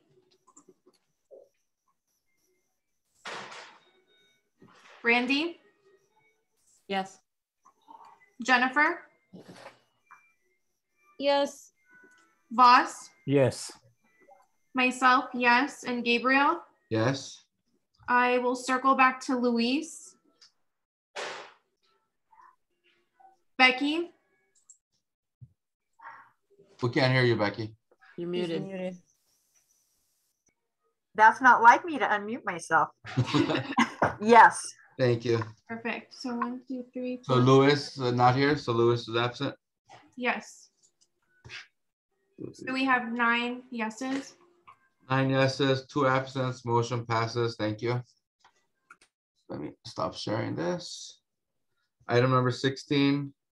Actually, this was 16. Item number 17. The treasurer report is right here. Then item number 14 was no way up. We're gonna 15 is treasury report. Yeah. So here's our balance right here, 28,000, and that's about it, right? Any questions on our funds? Negative. Okay, got it. All right. So that's it. And then you want me to go to 17? Yes, sir. I just want to keep this 118 freeway thing on the agenda. So I asked that you put it on next month, but I just want to give you guys an update. They've made some progress on the tree trimming along the 118 freeway. So we're talking about the north side where the fires were. I responded to the person who wrote the letter back to us, Dawn, who is the regional person. And I opened the request for the dead trees and the trimming and the brush clearance and the weeds. I opened up a request because it's on the east and west side of Reseda that's still kind of bad. If you start from Balboa and work your way towards Porter Ranch, it's not too bad till you get to Reseda, but then that was where the fire was. So there's more work to be done there.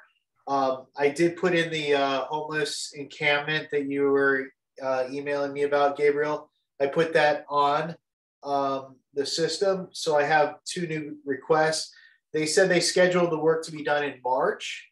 So I'd like to put this on the agenda either March or April. I'll let you know as we get closer. But I just want to keep this on the agenda. Yeah, I think we're making a lot of progress. The letter that we sent was, very helpful. And they also keep, mentioning about the collaboration we have with, Jill and Adopt the Freeway, that we're out there doing our part. We're picking up trash out there.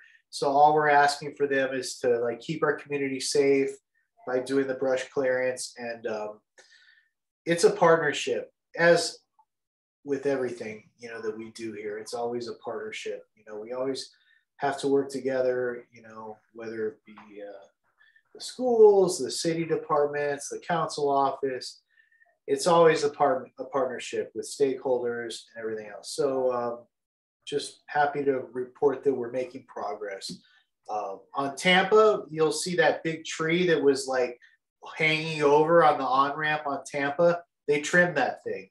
So, you know, they're actually out there trimming the trees. So it's like a miracle. So I want to thank the stakeholders of the View Ridge that brought this to our attention. And, you know, that's really what got this all going. So it is a partnership, you know, with our stakeholders. And, you know, by working to help them, we're actually helping everyone, the community. So that's all. Thank you for putting this on the agenda. And that's about it, unless there's any other comments or questions or whatever on the 118 freeway. Any questions for him? I don't see any questions. Keep up the good fight, Jason. You're doing a wonderful job. These tree and Caltrans and etc. Thank you. Thank you. Number 18, Christine. Yes, it's the motion to approve the November 22nd, 21 draft minutes. Thank you. Do we have a second? I'll second it. Thank you. Thank you, Becky. Okay. Any questions or comments? All right, you may call the vote, Christine. David Lasher, absent. David Balin.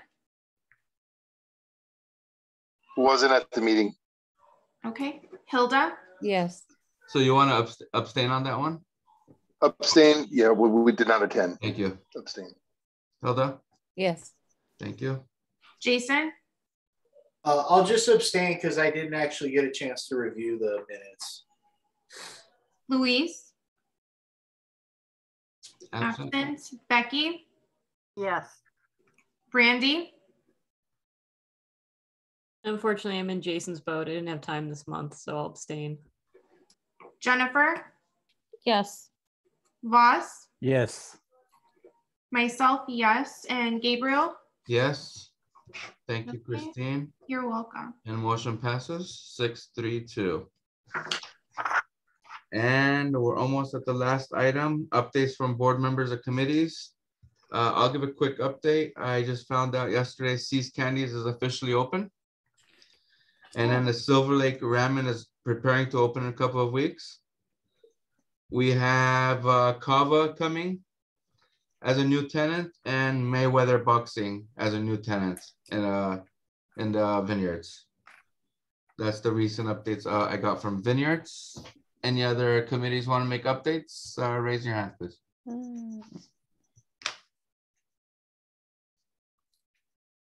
Jason, floor is yours. I'll just raise my hand and commend everybody for kind of, you know, taking some leadership and jumping in and, you know, doing things. And I think we're kind of coming together as a board and, you know, everybody has to find their place and their role. And I think we're doing that. And I'm still working on the grant. That's about it. Well said, Jason. Thank you. I'm really happy that we got, you know, we're moving forward. I'm seeing results and the school is going to be so happy. The kids are going to be so happy. I'm happy for them. Thank you for your help, everybody here. We're a team, so we have to stick to each other. So. Thank you, Hilda. Thank you. Voss? Yeah, I had attended the Congress Planning Committee meeting and they are inviting suggestions or recommendations from the board members or community stakeholders for the theme for the next Congress that will be on September 24th, 2022. So if anyone is interested, they can send it to me or they can send it directly to the Congress Planning Committee. And this is one thing. The second was that, as Asad had mentioned, I had attended the city attorney Mike Feuer's meeting. He came here this last Sunday. And I have a recommendation that there may be possibility that these electoral candidates might be approaching us. So instead of inviting each and every member, I recommend that we should have a candidate forum for mayor and city attorney so that they will come in one meeting and we can have question and they can answer the question. So I would like to have recommendations of the board on if they feel that it should be there, then they should let us know. And the last one is that, as I had discussed with Gibson just now, Bank has revised the code of conduct. There is a revised code of conduct, and they have sent the emails to neighborhood council boards of the neighborhood council. And there is an email at PRNC also, I checked this morning. So I would urge the members to go through that. And if you want to make any changes or comments on that, please make them and send it back to Empower LA so that before it is finalized, our comments are noted down there. So, and also if you can have other recommendations, please include in that one. Thank you so very much. Thank you, boss. Becky? Yeah, is Jennifer on? I don't want to. Yes, yes. Oh, let her go before me. If that's Jennifer? okay. Hi, I'm here.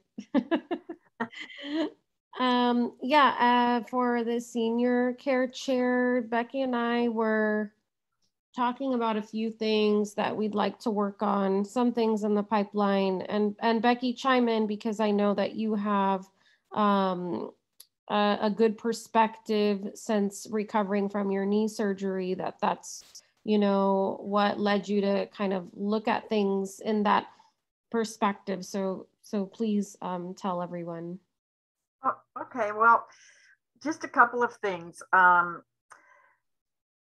One of the things I've noticed, I had total knee replacement surgery a few months ago, and it's quite challenging actually. And I've noticed that there are no, if you're in a market, you can't go and take a rest anywhere. And I happen to know, because I have to count my steps, that the Ralph's, for instance, in Porter Ranch has 22 aisles. There are about 100 steps per aisle. So if you want to get your extra, and that's not including, you know, the lettuce department or the meat department and all of that. If someone is disabled, there's nowhere to sit down. There's nowhere to take a rest. They have pulled all the chairs out of all the stores, including in the mall. If you go to Macy's, there's nowhere to sit down if you're disabled. And I think that's something that on the senior committee that we would want to look at, because it really does prevent people from having a full life. And I don't know what the problem is. And when I asked if there was a place I could sit down at one of the markets, they said, well, you can go to the pharmacy. Well, that was at the other end of the store. Today I was at Costco, and you know, that's a 2-hour trip. There's nowhere to sit down for people who are handicapped or whatever. And you know, you need to walk, so you don't want to take one of those carts that you drive around in the store. So that was one of the things we were going to look into. The other thing, a lot of our seniors are not computer literate, and we aren't reaching them. So forming the senior committee, is the city allowing any in-person meetings at all?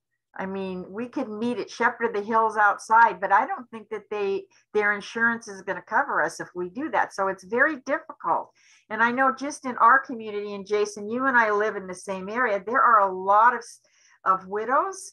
There are a lot of husband and wives living in these homes, and there's no way to reach them. And would we do a leaflet campaign, or we're going to kind of look into that. And to close, the California Highway Patrol has a wonderful driving program for seniors. And that's another thing that Jennifer and I are going to look into, is to put that on. But I took it at the Women's Club in Granada Hills, and they allow in-person meetings, but the city is not allowing in-person meetings. So it's very difficult to reach these people. That's it. Thank you, Becky. Jason? So I just want to do a twofer just to piggyback on what Jennifer and Becky were saying. The parks, you know, one of the things that we have in the grant is for benches, and you know, the seniors that come to parks, it's so important that they have places to sit as they get their exercise. You know, as you get older, it's important that you continue to walk, continue to exercise, So, you know, keep the parks in mind too. You know, I love our parks, and I just want to piggyback on what Voss said, which was actually what our stakeholders are saying too about the forum on the candidates. I think, you know, we've done some really good candidate forums. We did them for CD12. What did we do? We did a couple of them. I remember doing them at so, you know, Voss, if you want to spearhead that, I think it's a great idea. We should do a candidate forum. And, you know, that's what is great outreach for our neighborhood council. And it's so important that we do these things because, you know, we're in the prime position to host these events. They're not going to be in person. We used to do them in person. They're going to be over Zoom, but it's a great opportunity to, you know, get to know the candidates. And, you know, that is really one of our main functions. So I'm glad that you brought that up, Voss, and I totally agree. We should host the forum. We have a lot of races coming up, controller, city attorney. I don't know about the mayor, but we need to collaborate with other neighborhood councils when we do that. So we should be collaborating with, you know, Chatsworth, Northridge West, Granada Hills North, Granada Hills South. We do like 5 or 6 of us, you know, make it a nice event. So I'm in full support, and I think that's something that would be great for you to spearhead. Thank you. I will look forward to host that one. Thank you, Voss. If you have any questions, ask me. I can help you significantly on that. And I know Jason was spearheading one of them, I remember a while back. So we're very familiar with this. So just reach out to us and we'll help you. Yeah. We will discuss it together. Yeah. Thank you. Would love to work with you, Jason, on the benches for the parks, because, you know, there has to be a designated resting spot for people with disabilities, and would just love to walk around, you know, our beautiful neighborhood. And we would love to work on that, because that actually ties into our chair. Thank you, Jennifer. And Becky, you have something else to add? Just two really quick things. We were wanting to work with Castle Bay on putting a bench under the tree in front of the school. That's one of the other projects that we were working on. And the other thing I wanted to bring to the attention of the board, I don't know if you guys have had some response, but the ET Park, everybody's in favor. I've had so many phone calls this month that they don't want a big hoopla at the naming of the park, because they don't want to bring attention to it. The people in the neighborhood are really up, they're all in favor of renaming the park, but they don't want any kind of event. They just want Rec and Parks to come in and to put the sign up and be done with it. So I just wanted to bring that to everyone's attention in case anyone's gotten any feedback on that. Thank you. Thank you, David Bailey. There I am. So yeah, Becky, I don't want to be the bearer of bad news, but we might want to stay away from putting another bench in front of Castle Bay. If you remember correctly, that was one of the issues that we had previously when money was disappearing from the Port Ranch Neighborhood Council because of the benches that were purchased. I think we spent $5,000, $10,000. It was a crazy number, and the city attorney was involved. I think you can remember back then. So we might want to do something different than the benches. Thank you. Did we buy benches back then? Yeah, that's kind of what got that person in a lot of trouble. It was $5,000. Yeah. It was $5,000, and there are some benches over there. Some. I'll say that. Gotcha. Thank you. Interesting. I see Linda has her hand up. Usually I don't open this up to Linda knows attendees, but I'll bring her in, and I think Linda chime in. Go for it, Linda. The floor is yours. Hi, I'm so sorry. I was hearing that, were those benches purchased for Castle Bay? Yeah, PRNC approved 5,000. That was before I was on the board, and many of us. We have those benches on campus, those blue benches. Yeah, they're there, and there's one in the front, two in the front. No, those two were not. Those two were not part of the purchase. Oh, okay. It's the blue ones. No, everything that you guys had paid for are on campus, inside, behind locked doors. So none of those benches have been lost. I was actually sitting on one yesterday. Thank you. But the bench that I think, is it Miss Becky that you were talking about, is a bench that we want to go around that big tree in front of Castle Bay. But if, you know, that's a different subject, but the benches you guys purchased are being used. Thank you. And one of them is actually dedicated as a buddy bench. Thank you. Thank you, Linda. Oh, that's you? Oh my gosh. Yes, that's because of you. Thank you. I sent pictures. I sent pictures. I love it. Thank you. Awesome. And I don't see any other hands up. The next meeting is going to be on March 9 of next month. And hopefully next month will be a better month than this month. And it was a great meeting, longer meeting than I expected. And oh, look at the baby, Ben. So cute. Adorable. He should do the Pledge of Allegiance for us next month. Yes, Hi, Ben. oh my gosh, look at his hearts. Hi, Ben. Looks just like you, Christine. Yes. Oh, yes. So cute. God bless him. You're the first person to say that. No, especially like right in the mouth. Thank you, though. Yes. Thank I you. agree with Becky. Adjourn the meeting at 9:51. Good job, Gabriel. Thank you. Good night. Thank you, Good night, guys. Good night, everybody. Good Be night. healthy. Good night. Be Good safe. night. Stay safe.